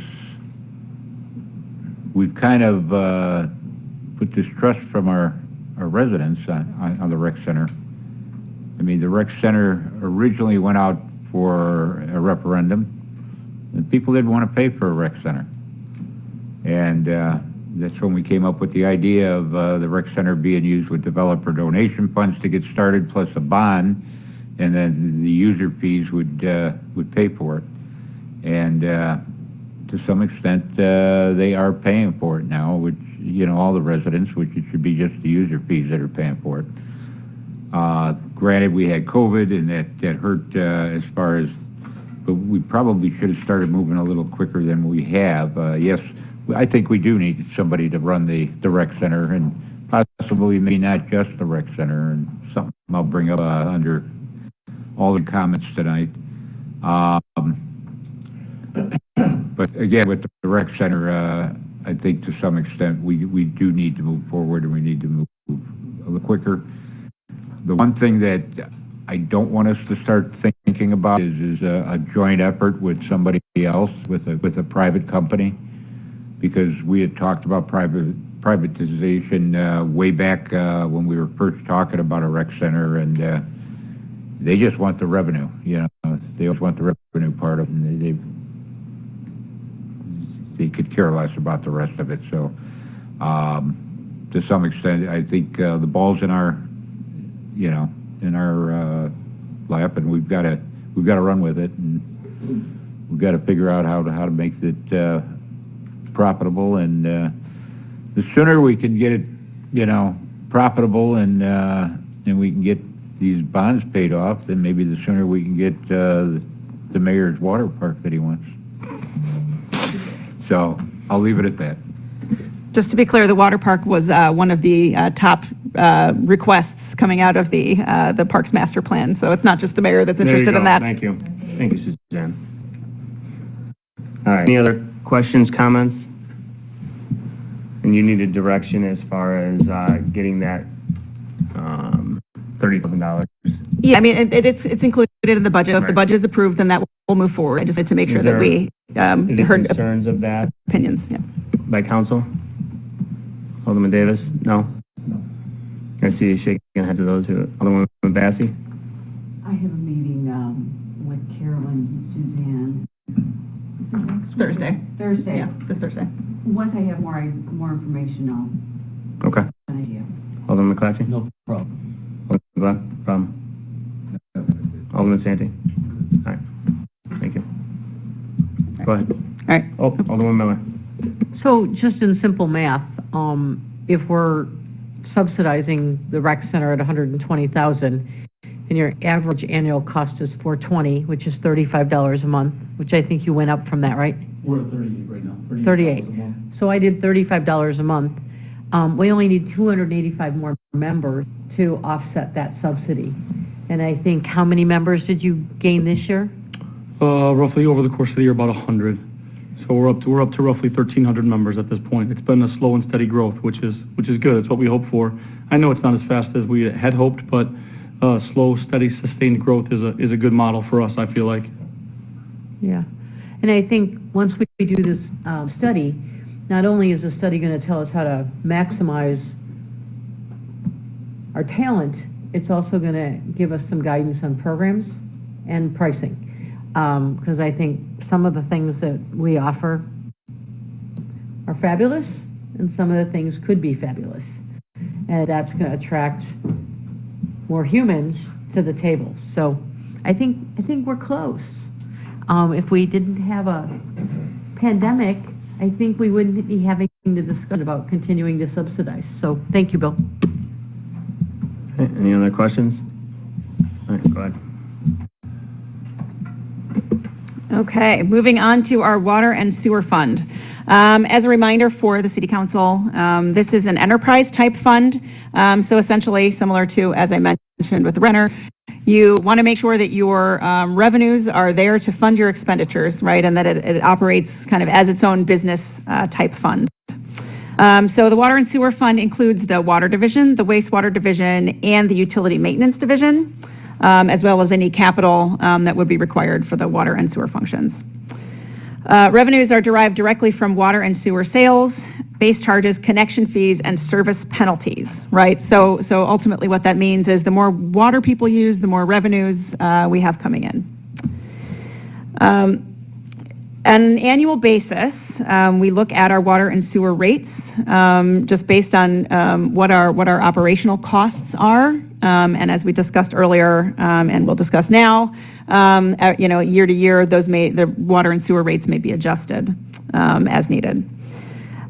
So jumping ahead to the bottom here, the water rates were last increased last year in fiscal year 24-25. Both water and sewer were increased by 5%, just based on those operational needs. And in 2021, we adopted base fees that are there to fund essentially the infrastructure projects and capital improvements. As I mentioned earlier, the water division those expenditures are proposed to increase by about 5.2%. That's primarily due to personnel and benefit adjustments, but there's a lot of other things in the mix there, as well as meter services, higher utility costs, those types of things. So as a result, staff's recommended budget includes a 3% water rate increase for fiscal year 25-26. That amounts to about 11 cents on the resident side. The sewer division the expenditures are also budgeted increase, but on a much lower scale here. We actually have lower personnel costs on the sewer side, just due to retirements and those types of things, and the benefits being adjusted. So at this time, a sewer rate adjustment is not being recommended for fiscal year 25-26 on that side. And then in terms of the utility division, those expenditures are actually proposed to decrease by 12% due to personnel and benefit adjustments as well.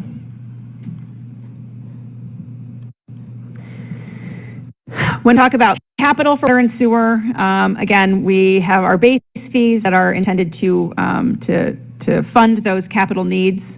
On an annual basis, on the water side, we've got about $555,000 in base fees currently that come in, and the sewer side, it's about $522,000. Our reserve balance, projected reserve balance as of the end of fiscal year 24-25 is $3.5 million in the water and sewer capital fund. But again, that balance is there to fund any shortfalls in capital. As you see, with $555,000 coming in on the water side on an annual basis, this next bullet point, we're doing a $1.38 million water main replacement project. So, obviously it would take a few years to accrue those funds, and so that is going to be paid partially out of that fund balance. We also have an interesting project coming up potentially here, which is the development of Water Plant 5. And Russ can speak a little bit to the need for that project to move forward.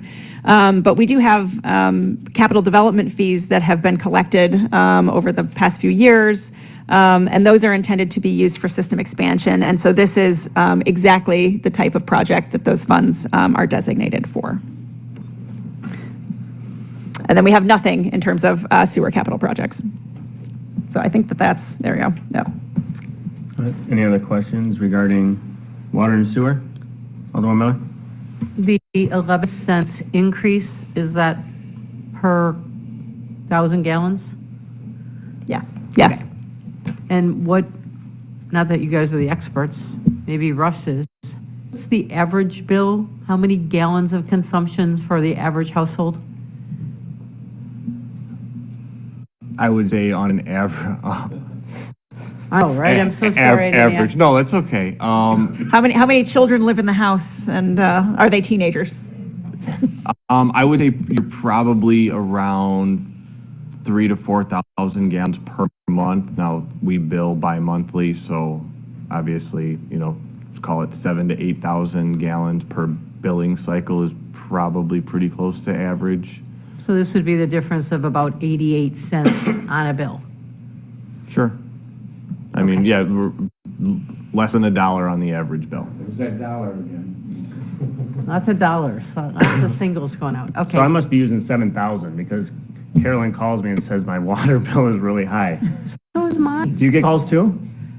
I'm at the bottom of the street. I think my meter's wrong. See my previous comments about children and teenagers. Yeah, 100%. And a pool, but, sorry. Alderman Glab, go ahead. Yeah, you were mentioning, some people see their water spike because the meters at one time or another roll over, I believe, that extra digit or whatever on the meter, which creates an extra 1,000 gallons or something that month. Is that what happens? And is that why their rates spike? No, typically, I mean, with the newer meters, we did a meter replacement a few years ago, and they're pretty accurate month to month. So it's not like the old analog reader where you've got someone going out there and looking at an analog display. These are all digitally tracked numbers, so they're exact amounts that they're actually. Oh, you're correct. All right. Also, I would add that because that'll have to come forward with us on an agenda as far as the 11% increase. We have comparisons. It's just a lot easier to explain to our constituents as far as, comparing them to what other municipalities are paying. Because usually it comes out to we're really the bargain, even though we're going up. Thank you. My water spike usage was for human error, and my plumber told me that once a week you should take food coloring and put it in your toilet, and if the toilet water doesn't stay the same color, you have a leak in your system. And I was quite surprised that every week I found something, and it was kind of an interesting experiment. Any other questions?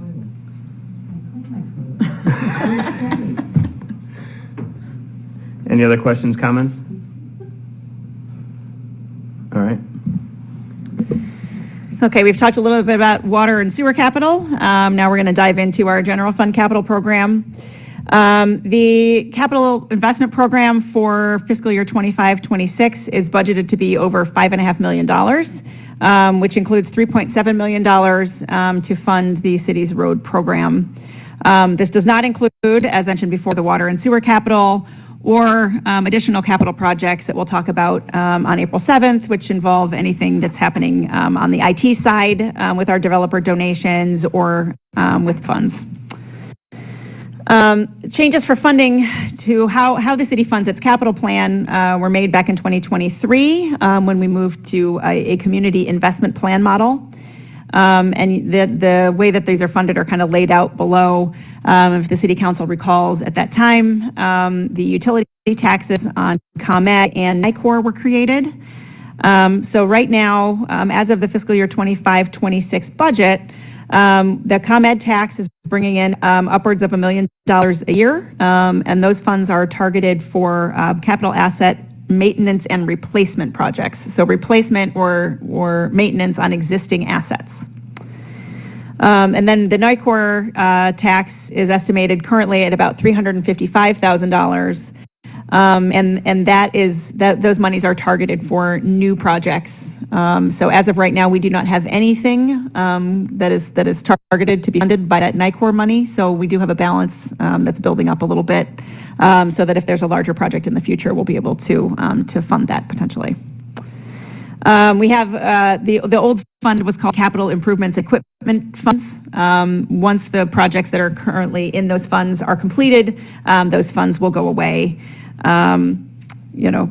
There's a bullet point I skipped over here. The general fund balance, we talked a little bit about that with that $3.5 million that we are intending through this budget to transfer to the capital asset maintenance replacement fund to fund any excess above what can be funded with that ComEd money. So general fund projects that are included in this upcoming budget year include the streetscape design, finalizing that. And we talked a little bit about that with the council, obviously, recently. So completing the engineering and design for that project. And then there's the Bull Valley Road Phase 1 engineering. And again, both of those projects are currently budgeted for fiscal year 24-25 and are rolling over into the upcoming fiscal year. Another one that will be rolling over is the city entrance signs. We're still working on easements and other things related to those, and so that is a project that is going to be rebudgeted for the upcoming fiscal year as well. Moving on to our capital improvements and equipment fund projects. Again, once this is closed out, we will be eliminating that fund, but right now we have the Venice Avenue design for $30,000 that is coming out of that account. Other upcoming projects that are included in our capital plan for this year include the front entrance improvements to City Hall. We have some doors out there that are not ADA compliant, and so we are going to be moving to have those replaced. The elevator in City Hall needs some pretty extensive repairs. The Parks garage has some windows that may or may not be leaking. And then we have some additional work to be done here. This is a placeholder for the Peterson Farmhouse restoration. Again, we're looking to have a larger conversation with the council and potentially with the community to kind of set course for what that farmhouse is and should be for the future. So just setting aside some funding to do some restoration out there. In terms of the motor pool, we've got patrol SUVs, other vehicles, all field rake for the parks to make sure that those ball fields stay looking nice, and then some rifles and ballistic shields for the police department, and those are just typical replacement cycle items. For Parks and Recreation, we have a lighting project in the budget for Veterans Memorial Park. We got a lot of feedback from the community that they loved the holiday lights out there, and so just looking at ways to continue to improve safety and visibility in that park. So that's that project. Got some roofs and other things that need to be replaced on a couple of the gazebos in the parks. We have fencing around our dog park that needs to be replaced, and that how long has that park been there? Dog park? Do we know? Okay. Yeah. And then we're looking to redo the parking lot at the West Beach Park. It's, from what I understand, one of the worst parking lots we have in any of our parks. Yes. Moving on to streets and sidewalks, we're budgeting to continue the annual crackling program, cost of $100,000. That is preventative maintenance that maintains our roads in a good condition for an extended period. We have the streetlight project that we talked about recently. We've already bought the streetlight poles for this project, but then completing that work potentially on Main Street in the coming fiscal year. And then we have a culvert replacement along Boone Creek. Projects that are funded through fuel tax and local. Yes. Yeah. Oh, go ahead. Back up to the, that's it. West Beach parking lot, that's a nice thing and all that. I was looking at last year's what could or might have been done and stuff like that. And I'm still looking for a shelter out there. Extending the, what do you call it, the boat launch piers, and maybe add a little addition to the piers out there for the fisher guys. It wasn't like, it was on the maybe list for last year to do these things. Well, we did have a pretty extensive conversation about that as staff. Bill, Carolyn, do you remember kind of where we landed on that conversation? Well, we talked about the shelter being at East Beach as a potential spot there, but not at West Beach. Well, no, I meant, overall, I'm sorry, that should have been East Beach. Yeah, you'll see that probably appear in our developer donations. That's introducing of a new recreational opportunity, which is what we set aside developer donation dollars for. This is general fund dollars, and so that's why you'll see this here. Am I jumping ahead a little bit or something? Well, so the developer donations conversation is going to happen at the April 7th meeting. Like I said, I was jumping ahead. I didn't get my exercise today. I'm sorry. No, No, Jumping to that's good. conclusions. I know we talked about it, so I'm glad it's included. Okay, any other questions on those before I jump into the roads? Okay, so local motor fuel tax and motor fuel tax projects include, again, our local street program that's budgeted at a level of $2.2 million this year. Again, the planning for that is based off of our street assessment that the City Council approved earlier this year.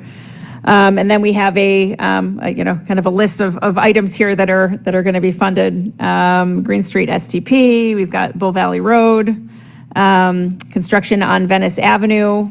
So we've got engineering for $100,000 being paid out of Township Road and Bridge funds. And then we've got two different line items to support construction because the funding's coming from two different sources. That's all to complete that Venice Avenue project. And then in terms of the Oakwood Drive Bridge, we discussed that a little bit earlier, but again, there's three different kind of portions of that project that will be funded in the upcoming fiscal year. And then engineering on Bearville Road as well, that we discussed recently, a partnership program. So all in all, as I mentioned earlier, the capital program for this year is scheduled to be about $5.5 million. As you can see, we have a lot of different funding sources that are going into that plan and that program. But that's how we are able to accomplish as much as we do on an annual basis. Any questions regarding capital? Questions? See none? Oh, Alderman McClatchy, go ahead. Thanks. Just curious, when is Venice going to start? We don't have a firm timeline yet, but it will be sometime early summer. Yeah, we're cognizant of obviously the events that are happening in the downtown area and trying to schedule around those. So, Alderman Cook? The Bull Valley Road, where does it stop? 31 all the way to, where's this project at? So that's is it the bridge or that's the something bridge like that? replacement on Bull Valley Road over Boone Creek. Okay. That we just talked, Yeah, we talked about it the other day. Okay, that's the reinforcing and building up for the housing project that's going in, correct? Well, preparing there are structural defects in the bridge currently, Right. so it's a full replacement of the existing bridge. Okay, so And making it wide enough to add a path, right, a walking path? It will be wide enough to accommodate a multi-use path on the north side of and Bull Valley support Road. gravel trucks and cement trucks and everything else. like that. Yes, it will be constructed Okay. to IDOT standards. Is it because, I'm just going on past, is it because you can't have gravel trucks or asphalt trucks running across that bridge because of the disrepair of it? Is that what it is? Or because of the weight limit? I'm sorry. No, there are cracks in the existing bridge. That's why the weight limit was posted to limit heavier vehicles from traveling across it. But this is entirely because of the condition of the existing bridge. Thank you. Thank you. Any other questions? Alderman Glenn? Yeah, just a couple comments, and it's the fact that, you take a look at some of our projects here, $860-some-thousand for Venice, and you start thinking of almost $250,000 for city entrance signs, and there's different projects there that if we had to wait a year or whatever, that possibly we could easily scrape up money if we decide on a traffic light over at Curran and Dartmoor. The $500,000, it's out there, but maybe some of our other projects need to be pushed back a year in order for something that's more of a life and safety issue being done first. So, just want to bring that up. I had a question on the spur as far as over there at Boone Creek. is that all going to be below the bridge, or are they going to have to do any top work on the bridge for that? No, that is all. It's not even a full replacement. It's just a rehabilitation of the existing culverts that are in place. So it'll consist of some lining and some spot repairs, but there should be zero disturbance to the actual roadway above. Oh, okay. Thank you. Any other questions? Okay. Okay. All right. With that said, obviously, thank you for your input and participation this evening. We will be working on any changes that come out of this meeting, as well as the meetings that we're having with the City Council on an individual basis this week. And so then on April 2nd, we will be sending out the updated budget, as well as the budget for all of the other funds that we did not discuss tonight. As we mentioned, April 7th will be the second conversation about the budget with all funds discussed that evening. And then after that conversation, we will obviously pull everything together, get that out to the City Council on April 16th, and then meet again April 21st for the final budget conversation and hopefully the adoption of the budget. That's all I have this evening. Thank you very much. Good job. All right. Any other questions for Suzanne before we move along?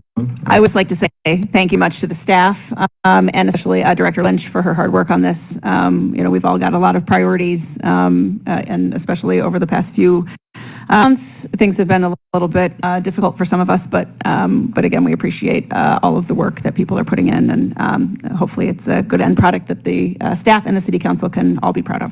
Thank you. All right. Staff reports. Is there any staff reports this evening? Bill Hobson? I'll thank particularly the police department and Rob Hardman from Blarney Island, but most of all our guys, our parks and maintenance guys, that it was certainly an unusual weekend for us with a number of shifts from Friday to Saturday to Sunday. I think got all four seasons in one weekend without too much of a problem, but without their support and assistance. Just some tough decisions had to be made, but I think we did the best we could to really do the best we could for our community this weekend. And I'm proud of what we were able to accomplish, especially on Saturday for the parade and the people that were downtown and all of our businesses. I just saw some really positive comments, especially from a lot of our retail businesses. That I know we get caught up on one side of that, but our retail businesses really had record days. Somebody like a new business from the Riverwalk shops like Trendseller had a record day, or Friendly Design was another one that transitioned. You saw some positive comments from those. So just thank our community, but thank our staff most of all of all the hard work that was put in to be able to shift and accommodate. I will just add one thing. I know that Sunday was canceled, and an aspect of Sunday was the fireworks show, and so we'll look at what we can with that, some options. Whether that's we utilize that as part of the Light the Night and money there, or our community fireworks program, or a separate event altogether. That will be a full credit that the fireworks company has provided us to be able to shoot that show at an alternative time. So I just wanted to make sure that we all know that's not money that was lost, but that's a credit that we can use at some point within the next 6 months or so. But thank you to everyone, and thanks for our community, and appreciate it. It was a great weekend for the city of McHenry, and I feel like. I'll just go ahead and echo that. Friday we met with Chief Bill and his team, and I don't think the general public realizes how much involvement and what it takes to really put on an event in general, but to shift as fast as they did. I mean, in our conversation, the guys got to work within a minute. They were starting to take the lights off the tent and get the tent down, and shifting and getting trailers, and it was it's nothing that we haven't seen before here, but for the general public that doesn't see it, it's definitely a hats off to Bill Hobson and his team. I mean, Bill, you definitely put a lot of work into this. You take a lot of pride in this event, and just like every other event that you do, but great job to you and your team, for sure. And great job to the police department and everyone else that was involved in this. Thanks to the council members that, volunteered as well. That goes a long way, so thank you very much for that. Any other staff reports? Ross, go ahead. I just have one. Chick-fil-A did break ground today, so you're going to have your chicken sandwiches. They want to be done by August 1st. That's great. So it's going to be a quick construction season for them. So if you see that up in that U-Haul parking lot, that's what's going on. Thanks, Ross. Any other staff reports? See none? All right. I have nothing else besides Shamrock the Fox. It was a great event. I talked to about 75% of the businesses on Sunday as far as revenues. I do this every year to kind of just take note of, increases or the trend. I tell you, all businesses were either flat or above. DC Cobb's up 8% over last year, year over year. They've been increasing. He actually shared some documentation of not having an event, which was in what location was it? I forget what location. They don't have an event in their downtown. They did 75-80% less revenue than what they did in McHenry. I mean, it's night and day difference in what it does to not only Dan Hart and DC Cobb's or Whiskey Diablo, but the employees and how much the employees make, but also the retail side was amazing to see how much the retail did. And that's what people want more in their downtown. So hopefully that starts spreading to where we get more retail, more businesses in downtown versus the bars and restaurants and so forth. So I think that it really shows that we're moving in the right direction. So once again, thanks to everyone that was involved. Thanks to the residents that attended. Overall, it was a great event. So that's it for me. City Council comments. Alderman Gleb, I know you had.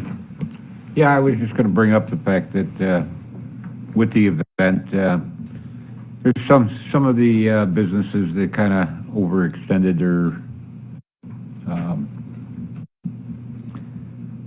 their businesses as far as being out on the sidewalks and everything else that I don't remember us approving. We had one selling pizza at the corner of Pearl and Riverside, yeah. That was in the back of their building? No, it's on the front corner, out on the sidewalk. Oh, I didn't see that. And somebody I know bought a slice and it was ice cold. It was took 2 bites and threw it away in the garbage. But the other thing I want to bring up, everybody's been to the food stores lately and has seen that the price of eggs have been like $6 or $7 a dozen. And I'm just surprised that we haven't had anybody come to council asking for be able to raise chickens again, because that was a big issue for a while. I've had a couple emails. Have you? Yeah. Well, here's an idea I had. All right. We basically have the Peterson farm, and we do have the barn, the horse barn. Is there a facility out of that possibly we could have some kind of a co-op to where we would charge residents rent to have a chicken coop in that, so they'd all be out there? They'd be outside the neighborhood, and I don't know. Maybe it's feasible, maybe it isn't. But all I'm looking at is it might open up the area there more for the public, as well as giving an option to people that do want to raise the chickens because of the cost of the eggs and everything. So, just something I wanted to throw out there. Maybe we look at it. Maybe it's feasible. Well, maybe it isn't. So. That's all I got. Thank you. Alderman McClatchy, go ahead. Thanks. Back on the Shamrock the Fox, we okayed a couple permits, and I know we're just learning. We just, I'm sure we'll do it next year, but I strongly encourage them to have porta potties if they're going to get a permit, because it really put a strain on other businesses because they had no porta potties, so they had to go to other businesses. So next year, I hope we look at that. Good call. Thank you. Alderman Santee?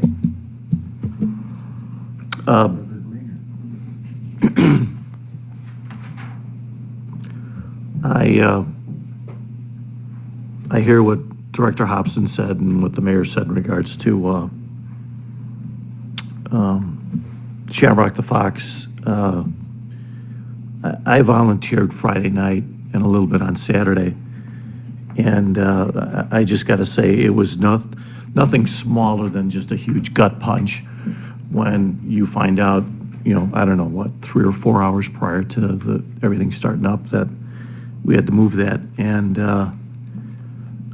you know, I still showed up, you know, and it was definitely a mobile unit at that time, and it was good that staff was there and we were able to shuffle from a tent that, yeah, the wind was getting bad Friday night, and they were able to move it, and they got it back into a situation to where it was more convenient for the citizens that were out there on Friday night. And you know, it was bumping into people and getting boxes, getting the shirts over there and getting everything over there, because once you did move, you know, yes, they wanted a ticket, yes, they needed a wristband, but yes, they also wanted to purchase the T-shirts. So we got shuffled over there and it got going pretty well. So, you know, and I'm just one person. I just did not get the impression of anybody on the other side of the table that there was an inconvenience. You know, everybody kind of, I guess, rolled with the punches. Even the citizens. And then Saturday was such a gorgeous day, and really what was set up was just that design, what we were able to, what you guys did, and what the food vendors did too. I mean, you know, they all set up there, and it was a little bit, it was definitely smaller. There was music being pumped in, not anything nasty or anything, just enjoyable music, and the park was there to walk from the picnic areas and the food area and just enjoy. I know there were a couple of items still out there, activities that you could do for the children in the park, which was great. I mean, other than that, it was just a wide open park, which I get it. You know, we're planning a lot more over there, but it still was available to the people, and having 70-degree weather definitely didn't hurt. And you know, it's just but we definitely made the best of a bad situation, and I happy to be involved in it. And it was definitely a lot different than what I was involved in for the last few years. But you know, to everybody, and not just your staff, but everybody, other volunteers, everybody that was involved over there. Parks, I even saw Public Works people, over there helping out. So just appreciate it, and you know, thank everybody. Alderman Davis. Yeah, I just wanted to kind of, I was out there helping with Sue and Vic, and you know, Bill always just is all over the place, and thank you for all the time you put in. I know it's a lot. You put in a lot for that event. I did want to say that, like, I was out there from, like, within some sort of city event, whatever it was, from 9 a.m. till like 8:30 at night. With my family was there and doing different things, but I wanted to echo the porta potty. That was actually brought up by a couple businesses that was mentioned to me. So next year maybe we look at that, just to kind of have those strategically around the city, just to kind of alleviate, you know, people trying to use the business for, you know, bathroom breaks and stuff like that. But other than that, I thought it went really well. All of the comments that I received, the majority were highly positive. So with everything that got changed, I think you guys did a great job, and I think everybody else thinks the same too. So good job to everybody. Alderman Miller. I'll echo the same. I was out all day Saturday, got down to the point about 9 o'clock and got home late. Worked most of the day, but we couldn't have done it without staff and the pivot that they did as quick as they did. When I hooked up with the chief on Friday, heard about the tent, he of course was scrambling and stressed and grateful and made it work. And then of course, Bill, you and your staff were amazing. But to spin to the positive, the setup at Miller Point was probably, as a pivot, the best it's ever been. That people were down there, they were enjoying their company, they were eating. When I talked to Bill late in the day, he closed down early because all the food trucks sold out. So compared to a year ago, where the food vendors were like, nobody's buying food, to this year, where they were out of food at 7 o'clock, they were all out of food. What a great opportunity for them to like blast through all their food. And it was really just kind of turned into a food festival, which was absolutely great down there.